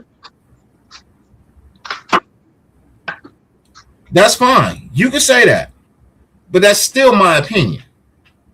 That's still how I feel. I feel like it would be good. I feel like it would be. I don't think Mendoza is a day 1 starter. Well, then you don't draft him. You don't draft him. What are we doing? What are we? JT. I can't say that. I'm gonna let my brother get it off. I'm gonna let him get it off. I hit. Wait. Oh, are we done? Get out of my head, JT. Oh, I'm just saying. Are we done? Look. We got a little bit more. I'm not even with the Raiders keeping the number 1 pick. I would like to trade back and pick up more. I have no problem with letting Mendoza go to the Jets. I got no problem with Mendoza going to the Jets for all of the Jets picks in the 1st round and their 2nd round picks. I'll take them all. He do why? You want to know why? Because I can pick up 3 players in the 1st round, and one of them could be a quarterback, another one could be an offensive lineman, and another one could be a defensive back. I can get a golden lineman, a golden defensive back, and a quarterback that I feel like if he set 1 year, maybe 2 years behind DC, he could get the job done. That's Tyler Simpson. That's the quarterback I really think is the pick. You know what I mean? Because you can trade back with the Jets, let the Jets take a chance on Mendoza. Either he works out or he doesn't. But we pick up more draft picks, and we can still get a quarterback that could actually lead this team in the next couple of years to being a really good football team with just a little bit of tutelage. And the tutelage can't come from Geno. The tutelage cannot come from Geno. It has to come from a better quarterback. The only quarterback that I feel like deserves the right to wear the silver and black right now would be DC. And I think he's the quarterback that could actually teach somebody how to get something done. JT say he's not coming back. That's JT's opinion. My opinion differs. I feel like people say a lot of things, but they don't always mean them. I feel like DC wants to come back. And if the offer is put on the table, I feel like he'll take it. And he's already ran under Kubiak too. I agree with you that he wants to come back. Because the biggest issue is he can't come back because he's not healthy. He's done. He needs surgery. He needs the surgery. Nah, he needs another one. He's got to get another one now? It didn't heal. It didn't take? He won't be ready by next season. He's not ready. He won't be ready. He's going to have to rehab, and then they're going to have to see even if it really attaches correctly. He's just not healthy. He's just not comfortable. And he's not. And you tell me I'm going to come here and you still get beat up?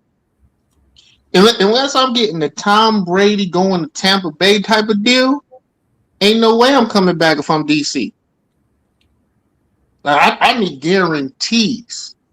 Not just you selling me wolf tickets or just telling me something that I like to hear. Look, bring him in as a quarterback coach then. Because what he has up here, look, what he has up here is undeniable. Mm-hmm. Talent that DC has up here, the IQ that DC has up here for football is undeniable.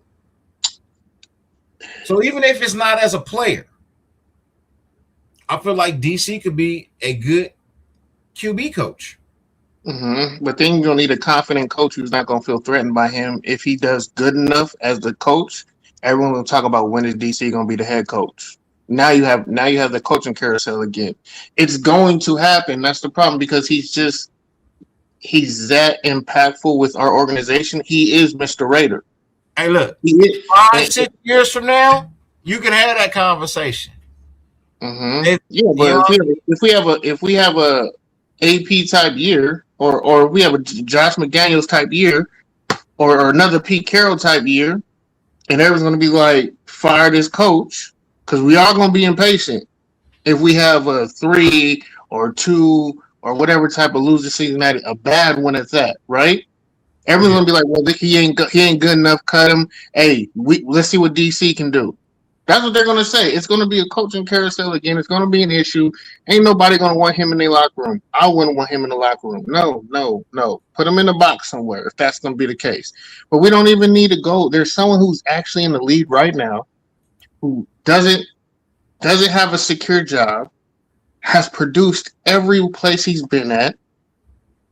He's never gotten a starting gig. He's not going to get a starting gig. But he tutors very well and he plays very well and he's an amazing backup and he's going to see time next year. And that's Jacoby Brissett. Jacoby Brissett's our backup that we need to go get. I'm passing.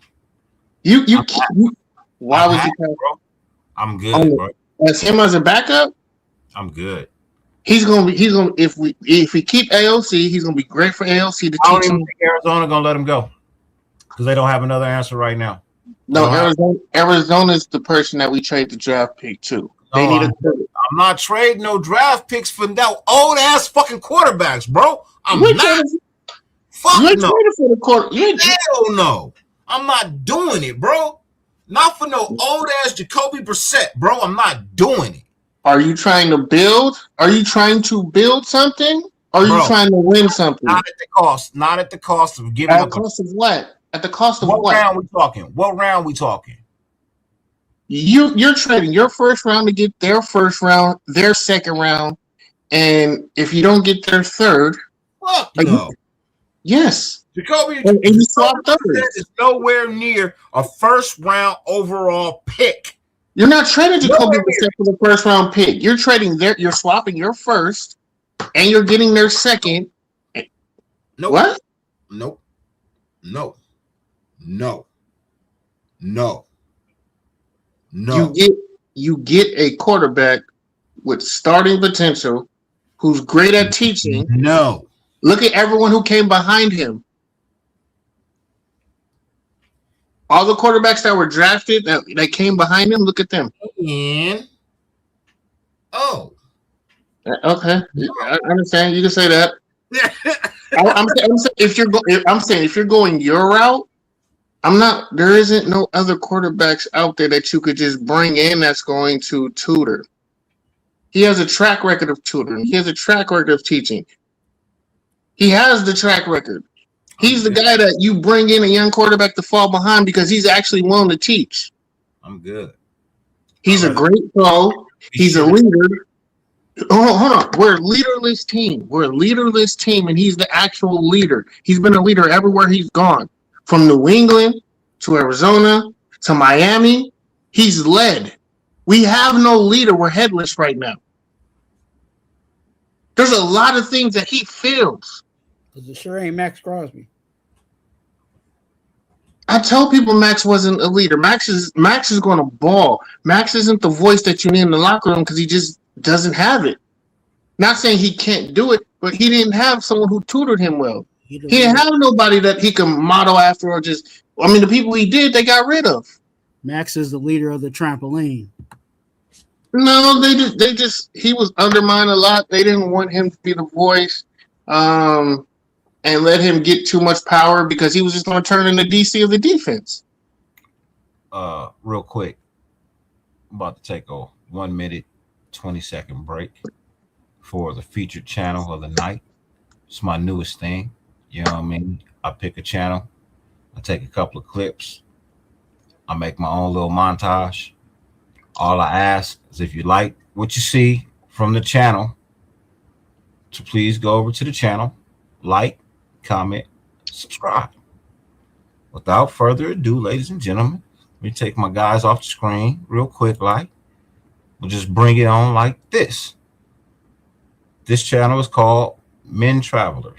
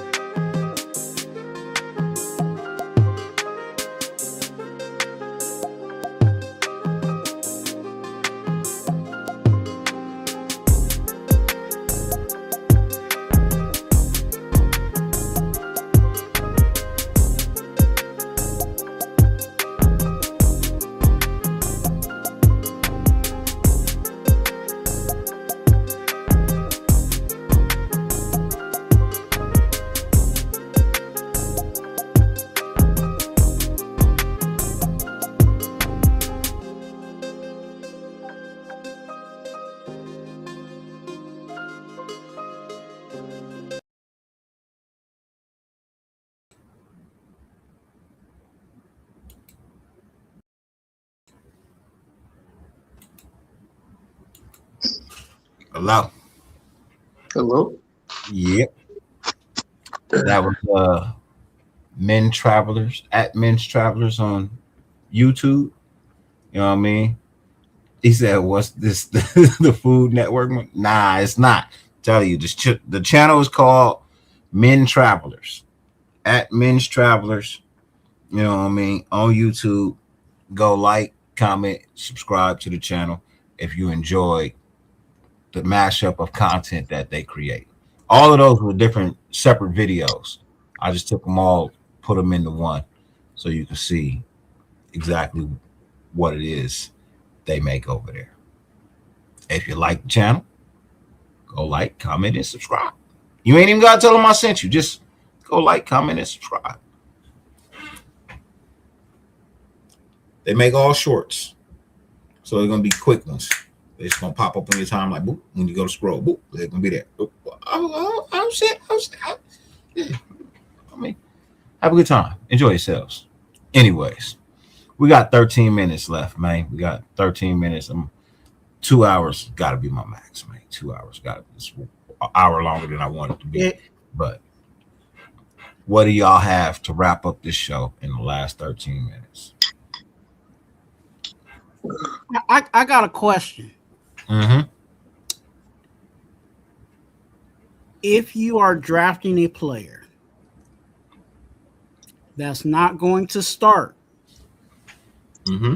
and you want that player to sit, Mm-hmm. is he worthy of the number one pick? Yes. And no. Yes and no. Because I'm trying to run it in my head and trying to figure out what quarterback was drafted 1 overall and didn't start.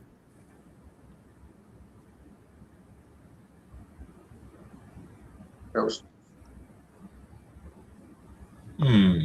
Elway drafted first? No. It's a good question. Let's ask Google. Because the last number one quarterback was Cam Ward, and he started day one. Was Cam Ward? Yeah.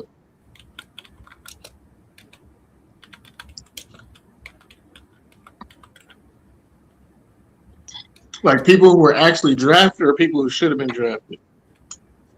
No, I literally so and so drafted number one quarterback. Well, I say, unfortunately, with the NFL, when you're drafted number one, it doesn't matter what position you have to play immediately, and that goes for any position, not just quarterback. So with that being said, JT, why is people expecting that we're going to draft this quarterback to sit him? All right, so here's your answers. Bobby Garrett for the Cleveland Browns in 1954 was picked number one, never played a down in the NFL due to military service. I was going to say it had to be for war. Yeah. It had to be for war. I already know you said 1950. Right. Okay. Now, only other quarterback to be drafted number one overall and not start the season was DeMarcus Russell. And that was because of his holdout. Okay. So it's not because the team was holding him out, it's because he wanted his money. Even when he got his deal, he still didn't start. Yeah, because he was fat out of shit. Week one, but eventually played. Others like Ryan Leaf, 98, struggled immediately but started games early in their careers. Yeah. So Ryan Leaf would be the other quarterback. Wait, wasn't Eli Manning still the first pick though? No. They just traded for him? Well, I don't know how that works. Yeah, because Eli was drafted, but then they traded him. And did Eli start week 1 with the Giants?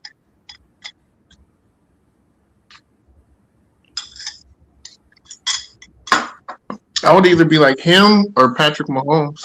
But that's the logic that I'm trying to help people understand or think of, right? Why are we drafting this quarterback? If your mindset is I'm going to draft this quarterback and we're going to sit him at number 1, you're telling me that quarterback's not ready. So why is he worthy of the number 1 pick? Potential upside, your overall plan. Then you don't draft him number 1. Yeah, but if you develop a game plan similar to what KC did with Patrick Mahomes, then yes, I would. That's not the number 1 pick. That's your first round pick. I'm not saying number 1 period. I'm just saying. No, I'm talking about number 1 overall. My thing is like this: I don't have to follow the trend of the NFL because that trend doesn't fare well for whoever's drafted number 1. It doesn't fare well. Here's a list of quarterbacks that were drafted number 1 overall, but never lived up to the hype. Leading the charge is Jamarcus Russell.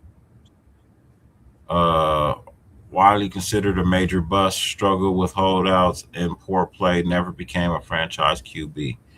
Another quarterback on that list is Jeff George, 1990, a disappointment for the Colts despite flashes of talent. Next on that list is David Carr, drafted first overall by the Houston Texans. He faced a difficult situation with the struggling expansion team and never. David. That wasn't on David. No, that team was awful. Expansion. It was like Sam Bradford is another one. Had flashes of success, but never was hampered by, but was hampered by injuries and never consistently elevated the team he played for. Yeah. So that's the list of players, the quarterbacks who drafted number 1 overall. Technically didn't make it, but they also have people on the list like Andrew Luck. We you know what I mean? Another guy who was hampered by injuries and just never, they suck just to suck. They were sucking for luck, but they ended up sucking just to suck. You know what I mean? So Tim Couch, it's I'm gonna say this. Go ahead. No, go ahead. 6 minutes, gentlemen. 6 minutes. Be heckin' mad about something, but go ahead. This is my issue. We can't draft a weak-minded person. Just can't do it. And everyone is so in awe of Fernando Mendoza because he just no one's really. This is why, I really, really need people to understand the difference in college and pros and understand how the dynamic of what college football is now. It's not even what it used to be 8 years ago. This Indiana team is a pro team. Age-wise, they're grown-ass men. So what they did to Oregon is kids. Oregon still has teenagers. Indiana has guys that have families right now. They have multiple guys that are married, multiple guys that have kids, that have a full-fledged family. Indiana is practically a G League team playing against a upper echelon high school team in Oregon.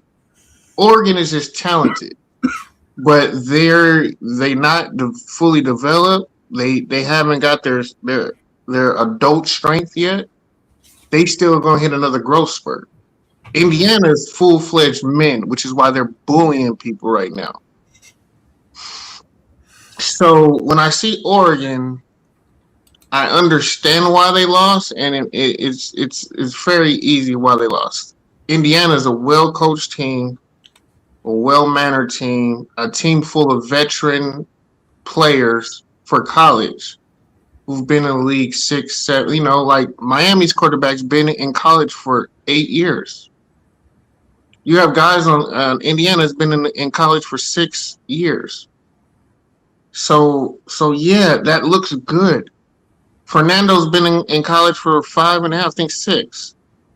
So he looks good.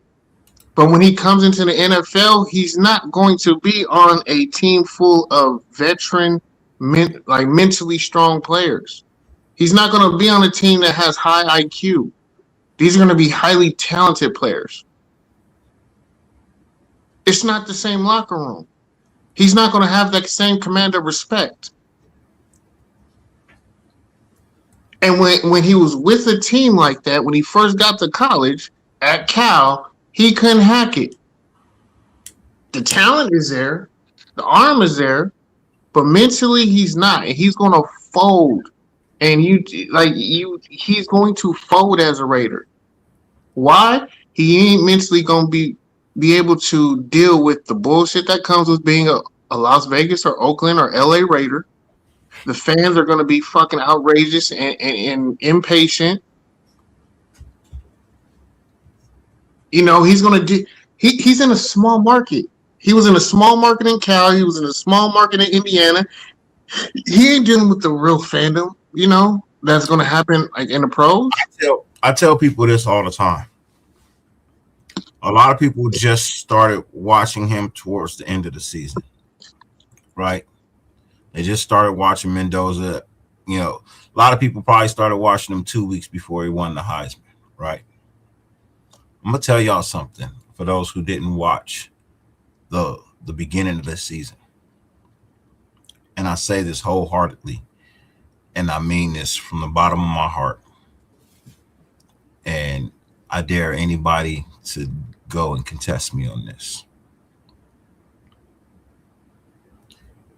If Indiana did not have that defense, they would not be undefeated.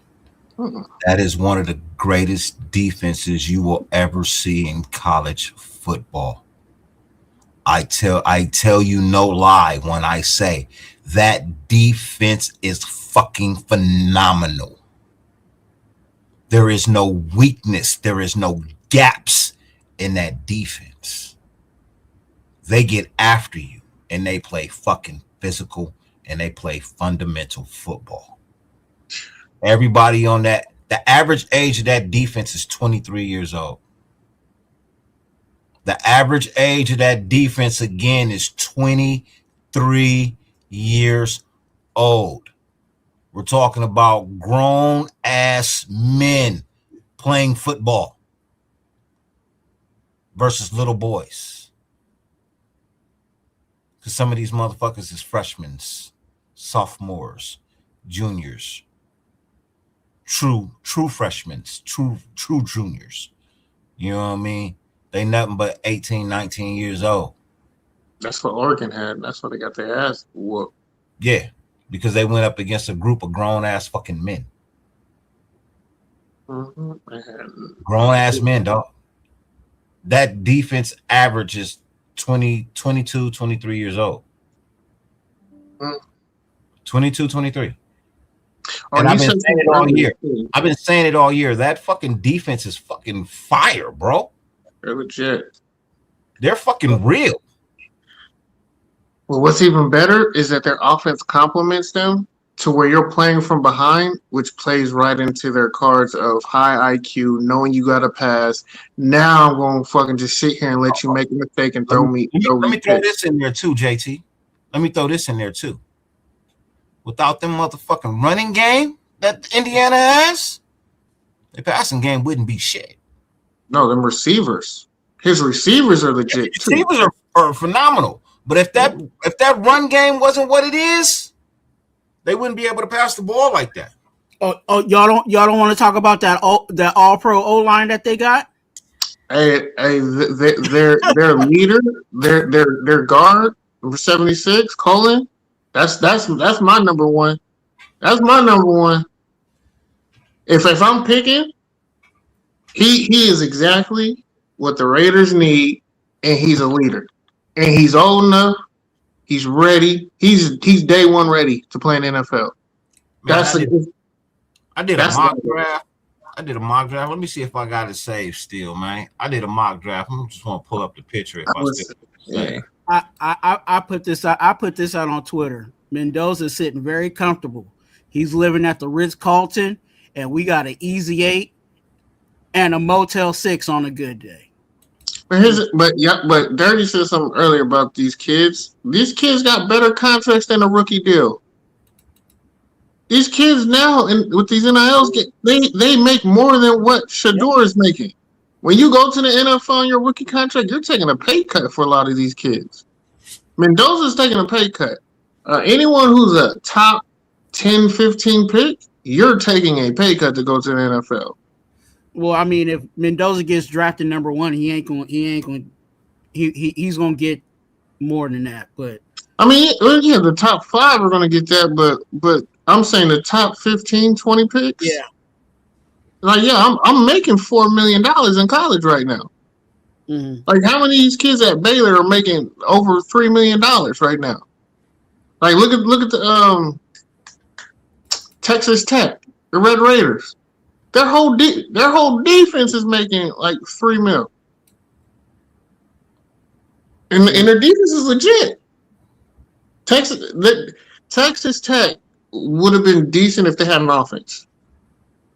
If they had an offense, they would be in the playoff right now. But they just got no offense. They just all defense. I just don't feel like if you're in that mode of we're going to draft Mendoza and we're going to sit him, then we don't need to draft him. My thing is like he needs to start immediately, because when you're picking him number one, you're saying that he is him. Yeah, you have to play. That's the stigma about it. No matter who you draft, it don't even got to be a quarterback. They have to play day one. That's like the rule of the NFL for some odd reason. Yeah. If he ain't him, then you and there's a lot of people out here that are thirsty. I'm being very honest, because we haven't had a quarterback drafted. You know what I'm saying? I'm thirsty for a quarterback. I'm thirsty. Anybody that says they're a quarterback, you're pretty much saying, "Oh, let's go ahead and draft him," without really thinking about it and saying, "Oh, we're drafting him number one." That means he's him. Whoever it is, he's him. So if he's him, then he needs to start. Okay. Can I throw something at y'all? I'm gonna throw this little package at y'all right now. I'm gonna throw a package at y'all. This was my fantasy draft right here, real quick, just so you see. Oh, the kid from Miami, Baines Jr. Yes. See, I traded back to 6. And I picked up some shit. All right, so I got Bang at 6. You know what I mean? I got Spencer Fano, offensive tackle, Utah, 16. Picked up my quarterback at 28. You know what I mean? Ty Simpson, quarterback, Alabama, 33. I got Keith Abney, 2nd, from Arizona State, cornerback, right? Caleb Banks, defensive tackle, something we're going to need, because I feel like we're going to address the offensive line, you know what I mean, in free agency. Chris Bell, wide receiver out of Louisville at 39. Jermaine Bernard, wide receiver out of Alabama at 44. Nah, that's good. You don't got to go no further. Like anything past that is like, yeah. I know. But at 67, I got a center. You know what I mean? At 102, I got a backup running back, Desmond Claiborne. Damon Claiborne out of Wake Forest, right? Got a tackle at 118. Got a corner at 128. Got another wide receiver at 135. Got an edge rusher at 46. Got a safety at 157. Got a fucking linebacker at 173. Got another wide receiver at 179 because we need some wide receivers, bro. We need to find a motherfucking wide receiver that can actually fucking play. You know what I mean? And get shit done. Got another D tackle at 182 and picked up another safety at 217. I made some trades, man. I made some trades. You know what I mean? I'm seeing 3, maybe 4 starters. I only see 2, if at max. I don't see that. Like anybody else? I'm saying no, 1 to 2. Because Ruben Bain is on the opposite side of Max Crosby. Oh yeah, he's day 1 starter. Day one. Day one. Simpson's a backup. He's a career backup. Yeah.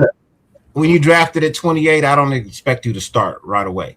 But I expect you to be able to sit on the bench and learn for a year. And the following year, I expect you to be something. At 28, I ain't tripping at 28. It's still a first round. I know it's still the first round, but I ain't tripping. I would. At quarterback, that's when you get your solid quarterback at 28. He ain't the day 1 starter, but 28 at quarterback? Yeah. I'm not asking you to be day 1 starter.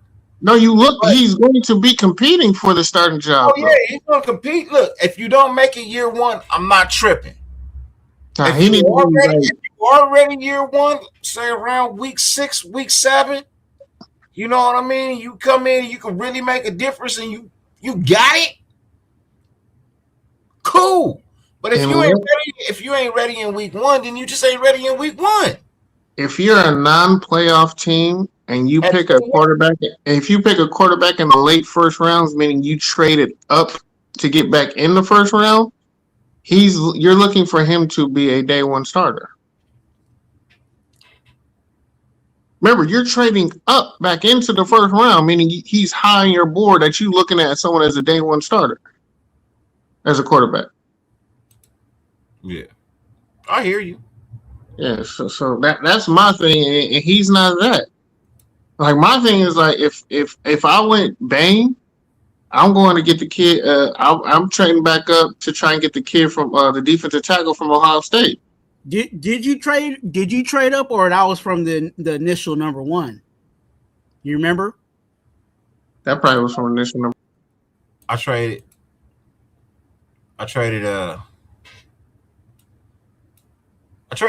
Yeah, I traded back. I traded back twice. Okay. So he didn't trade up. He just traded back, and that's what he ended up getting. Yeah, but it's still the same thing, though, because you're trading back to hold off, but you're still getting your quarterback. It's just because of what the draft team needs. There wasn't a need for quarterback. Well, I traded from 1 to 2 with the Jets, right? And then somebody else came up. I think it was the Browns. The Browns came up and made me an offer. So I ended up with 20 players. Yeah. You know what I mean? That's how I ended up with 20 players. Oh, yeah. I feel like anywhere between 10 and 20 players is technically what they need to bring in as rookies. Not from the draft. Oh. Yes, from the draft. I just find it funny that some of these guys, and I've been listening to people, but I really haven't been on YouTube. But I just find it funny that there's a lot of people that are saying we're going to draft this number 1 pick and sit them, you know what I'm saying? And we did the same thing with Tyree, and everybody was up in arms with that because he wasn't ready to go day 1. I honestly feel like the Raiders are not going to take the number 1 pick, bro. I honestly feel like they're going to trade the number 1 pick and pick up a little bit more draft capital because there's some defensive players in this draft. If you focus on the offense in this draft, pick you up maybe 1 or 2 key defensive players, but really focus on your offensive line and your offensive side of the ball, that when you get to the draft, you can really kind of build your defense out a little bit. You know what I mean? You can fill your defense out a little bit in this draft with some of these players that are coming out. There's some stellar linebackers, there's some stellar DBs. You know what I mean? There's there's a hand. I want to say a little bit more than a handful of defensive linemen.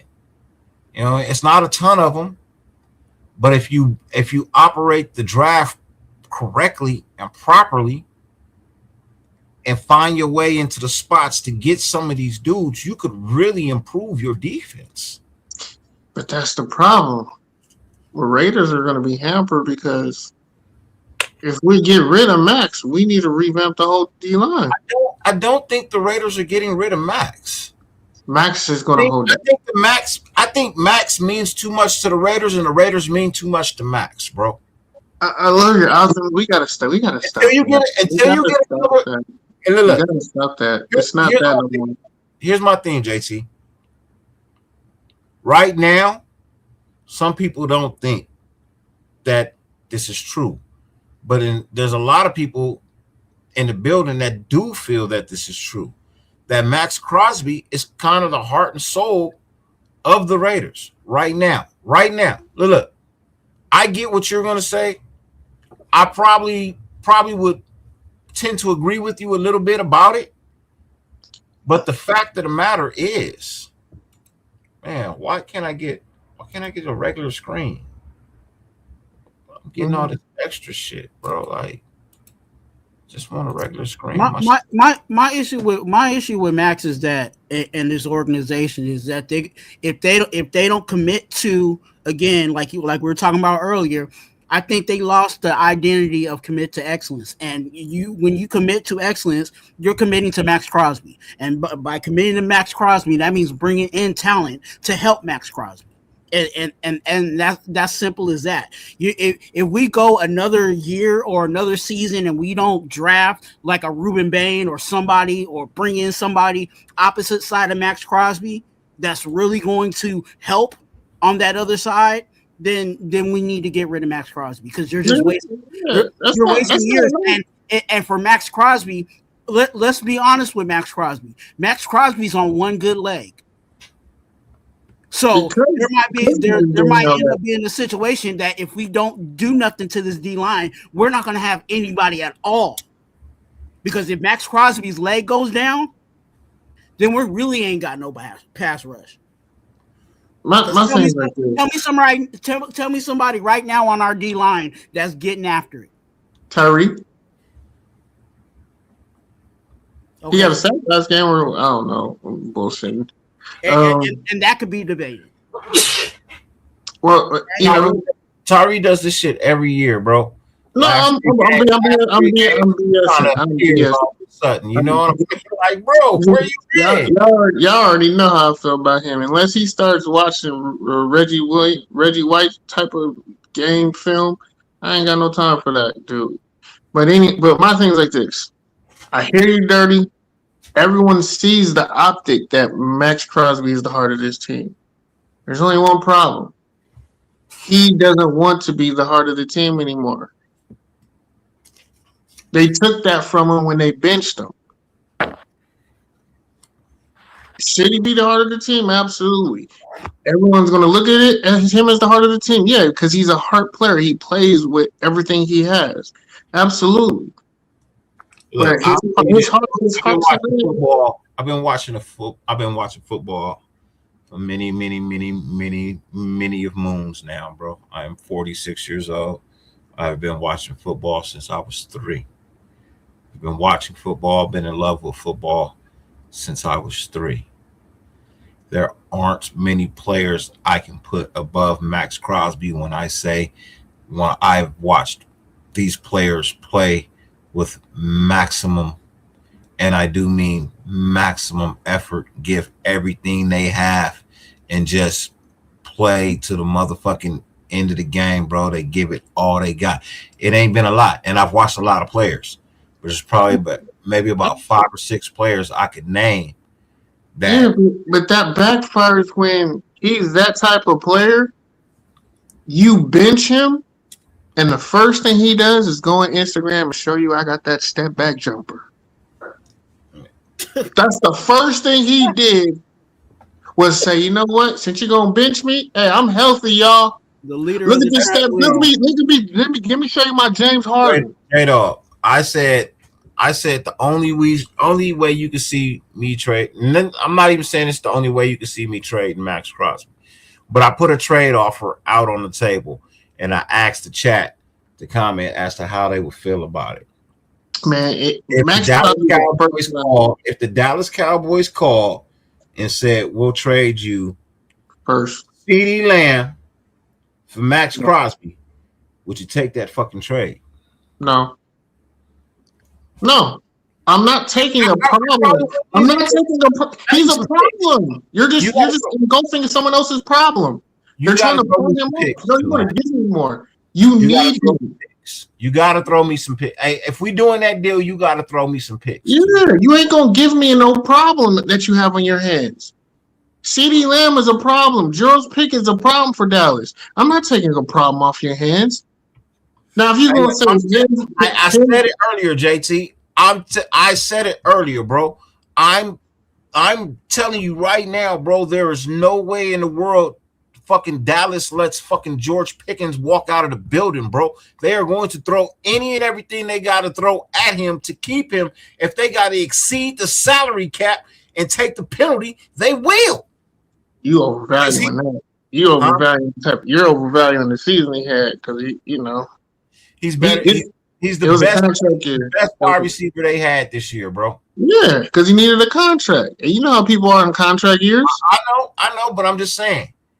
For what he did for them, they're really going to try and bend over backwards and do whatever it is possible that they can, be it give you all your money in a signing bonus so it doesn't count against the salary cap, give it to you all up front.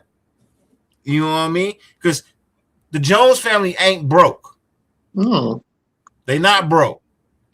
So, like I know, JT, there's ways of working around the salary cap. Yeah. You know what I mean? If I'm going to guarantee you all of this money, how about I just give it to you all right now? Yeah, but he's in a bad position because he doesn't wear the number 88 in Dallas. I understand. He's not the number one, so I'm not going to give you number one money when you're not the number one on my team. You put up the stats because there's another number one over there who's garnishing them doubles.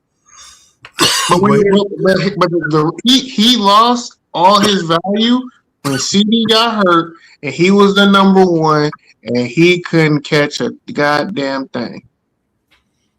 I feel like he was their leading receiver all year. Absolutely, he was the leading receiver, not because he was the number one receiver. He benefited from having a number one who was taking up all the coverage and taking on the double teams. So when he got one-on-one on the second and third corner, yeah, he's gonna look fucking good. He got a number.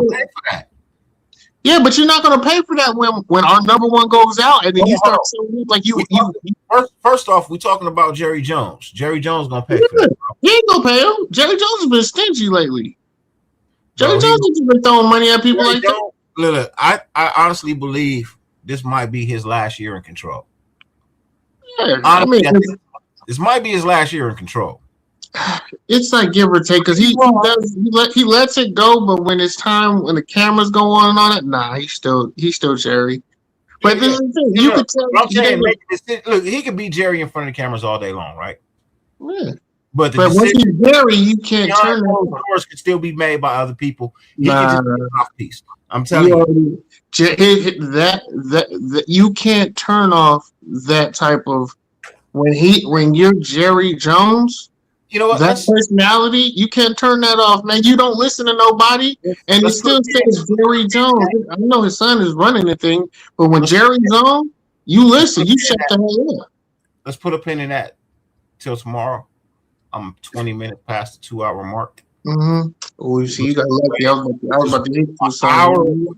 Hour and 20 minutes past what I'm trying to accomplish this year. I only want to come back. I want to come back every night, but I don't want to be here no longer than an hour 15. That's my max. You know what I mean? But tonight was a special occasion. I had my brothers pull up, JT, and realize the time change, time difference between the two. You're an hour ahead of me now, right? So when I hit you with the time, I'm gonna start hitting you with the time that it is for you. Yeah, I like 9 o'clock. I'm just ain't on cool. I'm gonna stay at work. Yeah. There is one more thing I want to highlight. One more thing. You know what I mean? That was one more thing. Bubba Sparks, Kelly Park, Bubba Sparks.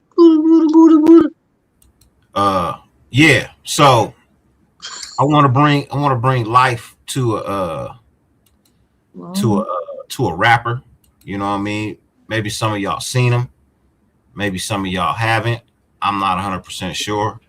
You know what I mean? But I stumbled across him the other day. I feel like Brody got flows.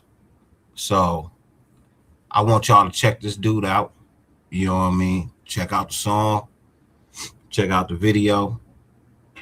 And if you like him, go find him on YouTube Music. Download his playlist. Brody got flows. I'm gonna just tell you right now, dude got flows. You know what I mean? His shit banging. He been at it for a minute. Ladies and gentlemen, I want y'all to take a listen to Jay Wick and the pork chop sandwich.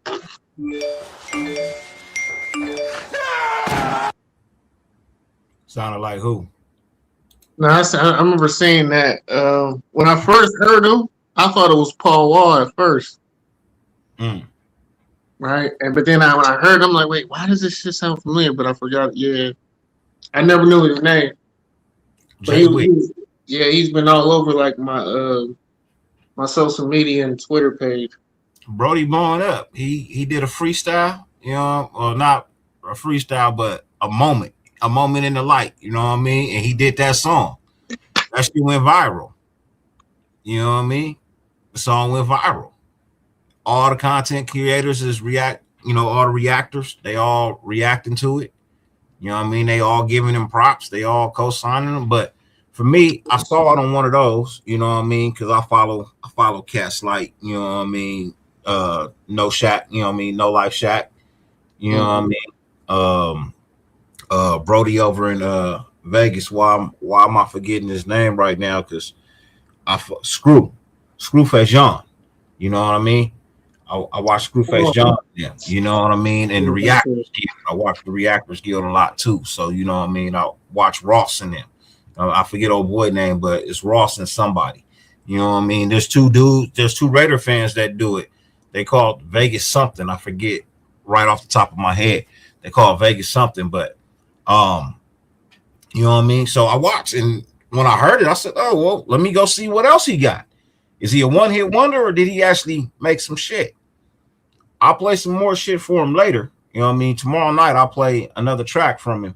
But Brody, he got to give me. I got to get an album before I give him any type of like. He just dropped the EP. But EP? No, I need an album. He got enough songs out to make a playlist, and that's what I went. I went and listened to about 6 songs.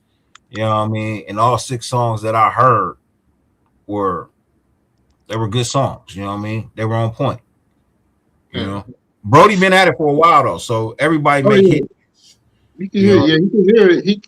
He got something. It's just can you keep it lasting? Because white, not too many. He has a stitch because ain't no white. It's not drill, but he kind of is rapping like he's a drill rapper. So there ain't no white Georgia drill. Like he got his own lane. Like Yellow Wolf can't take his lane. Maybe Paul Wall. But Paul Wall don't even rap like that no more. So he's like safe. What and he's Jones retired. Who? He said something about Jones retired. What Jones? What Cameron Jones? Jones who retired? Oh, Jerry Jones retired today. He was making a joke. No, don't be saying that, man. I have no meaning right there. You know what I'm saying? Middle of the night. Ladies and gentlemen, it's as always, it has been a pleasure, man. You know what I mean? 50 billion. I know what time it is, nigga. I got kids. They gotta take to school in the morning. You got kids to take to school in the morning?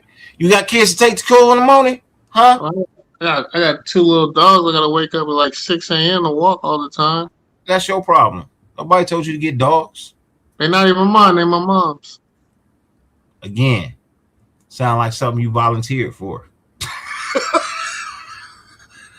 I got volunteered to Hey, do. when you came to LA, did you bring the dogs with you? Hell yeah, I brought them back to her. That's the first thing I do. I was like, y'all about to get dropped off. I ain't seen y'all till y'all mama. yeah. I'm about to go. I just go put them in the yard when she come home. That surprise. Nah, but And for real, he did. Hold on. Jerry Jones retired today from what? football operations.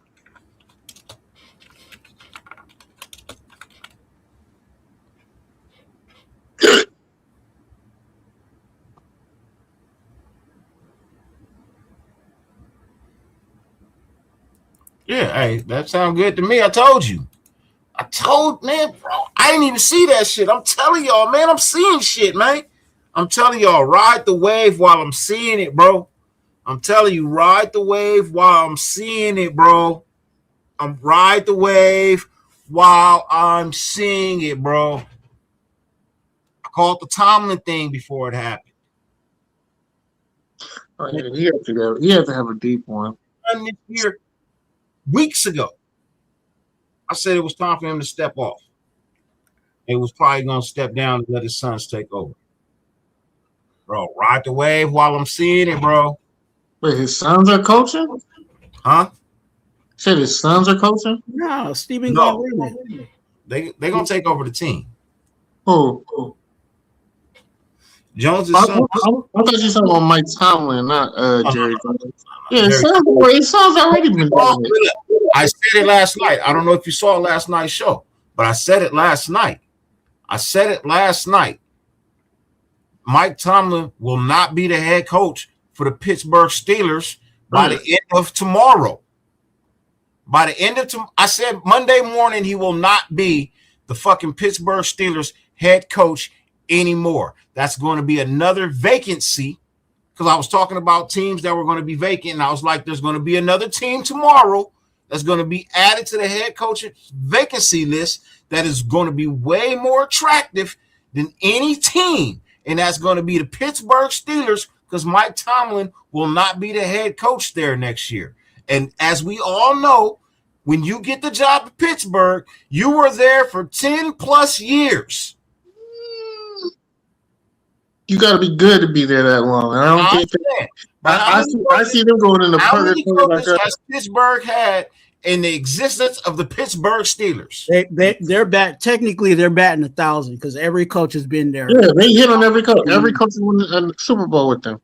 So they but right now, but just please answer my question before we leave, because we are getting ready to leave. We can save the rest for tomorrow. How many coaches has Pittsburgh had in its complete existence? 4 or 5. I said that already. 3. I know Bill Coward, Tomlin, and I don't remember the first dude. He used to wear the stupid hat. That's it. 3. Oh, they have 4. But that's what you have when you have a good organization. Maybe 4. But I know for a fact 3. It's one hand. I can tell you, it's still one hand. They still on one hand. We hit one hand in 4 seasons. Shit. 3. Maybe 4, but 3. I know for a fact 3. And they all been there 2015, 2019. Mm-hmm. But Tomlin was there for 18. 19. John Harbaugh, 19. Harbaugh was 18. And I don't want none of them. I don't want them as coach. No. But honestly, that's where Fernando needs to go. Pittsburgh. We'll save it for tomorrow. Ladies and gentlemen, 50 billion things on the face of the planet you could be doing. The fact that you allowed me to grace your screen for any amount of time, greatly appreciated. More than I could verbally express, man. As I told y'all, man, I am back. I am 100% back. You know what I mean? 9:15 every night right here. Come fuck with me. You know what I mean? Come holler at your boy. Come shoot the breeze. Let's get back to what we used to be, man. 40, 50, 60, 70, 80 people watching, 90 people watching. Everybody tuning in over here having a good time. We gonna laugh, we gonna cry, we gonna shout, we gonna scream, we gonna fight. You know what I mean? But all in all, it's all for the silver and black. It's all for the love of the silver and black. That's what we all about over here. You know what I mean? The love of the silver and the black, man. You know what I mean? The love for the Raiders. We all addicted to it. You know what I mean? It's like a drug you just can't kick, don't want to kick. You know what I mean? But it is what it is. So, JT, where can they find you? Up for review. All platforms. I got some in the works. I already talked dirty. I just got to confirm a couple of things before I come out and start talking. I am going to reach out. I'm gonna reach out to Max. I'm gonna reach out to Max again, and just peel his brain a little bit. You know, seeing where he's sitting at. I know where I would sit at, but I haven't really talked to him at all. I haven't reached out or talked to Genty. I mean, there's a few people I've talked to, but I'm gonna reach out to Max and see, test his temperature, see where we really at. Bro, tell DC I just want to play around the golf, bro. I won't do nothing else. I just want to play around the golf, nigga. He'll be in Phoenix because the waste management tournament out here. I'm not playing in Phoenix. I'll go to Vegas to play. I don't know nothing about Vegas. I'll go to Vegas. Yeah. I'll even go to Bakersfield to play. But I'm not coming to Phoenix. It's too fucking hot at the Waste Management Open. You out your mind, man. It's cold right now. You see, no. Indoor. It's usually rainy. It's usually rainy at the Waste Management Open. That's why I don't want to go, because it's a 50-60 chance it's gonna rain. Yes, I said 50-60. Yes, it only runs for 20 minutes out here. Then you good. Not the point. I don't like water. That's a lie. I don't like water. You like that fire water? Every now and then. Every now and then. But that's the tequila, man. Look, I'm telling y'all, best tequila in the world. This is the best tequila in the world, bro. I don't give a fuck what nobody say. I don't like fucking tequila, but I'll drink this all day long. I love it. Love it to death. That Gran Carmino. Gotta get you some. Look, it even look like a Raider bottle. You know what I mean? It's all silver and black and shit. Look how pretty that bottle is, man. Look how pretty that bottle is, man. Kind of reminds me of the Lambo trophy. Lombardi. You know what I'm saying? It almost look like the Lombardi trophy. Just saying, man. It's a great motherfucking bottle, man. It's a great fucking tequila, man. If y'all don't know, it's a great fucking tequila, man. Great motherfucking tequila, man. I drank a whole bottle of this shit, bro. When my mom passed away, drank a whole bottle of this shit, bro. A whole bottle. And I woke up today, woke up the next day, nigga, no hangover, no nothing. Woke up early too. You know what I mean? Drank till about 1 a.m. Woke up at about 7:30, 8 o'clock. No hangover, no after effects, no nothing. Chill. You know what I mean? Drank a whole bottle. I wasn't even falling over. I don't drink dark anymore. That's my new 2026 thing. I don't drink dark anymore. You know what I mean? Hennessy just, it do something to your psyche, bro. Hennessy do something to your psyche. It just make you not a good person. You know what I mean? It just make you not a good person. You make poor decisions. Yeah. But this tequila, I can still function and operate. Still be myself. Mm-hmm. Cold spirits. Mm-hmm. Brings out them bad spirits in you. Yeah. But as I said, ladies and gentlemen, thank you for being here. Hopefully you guys can tune in again tomorrow night, man. Spread the word. Let everybody know we back. And, my new thing is, I had a saying before the last show. I got a new saying now. DNA may make you related, but loyalty makes you family. Oh, say it again. I'm coming for some people's heads who ain't loyal. Hey, look, that's the new thing over here. DNA may make you related, but loyalty makes you family. That being said, ladies and gentlemen, I love y'all. I appreciate y'all, man. Y'all could be doing anything in the world, but you came to rock with the King of Late Night, and I appreciate you. I'll see you tomorrow night, 9:15, right here. Same bat channel, same bat time. Love y'all. Peace.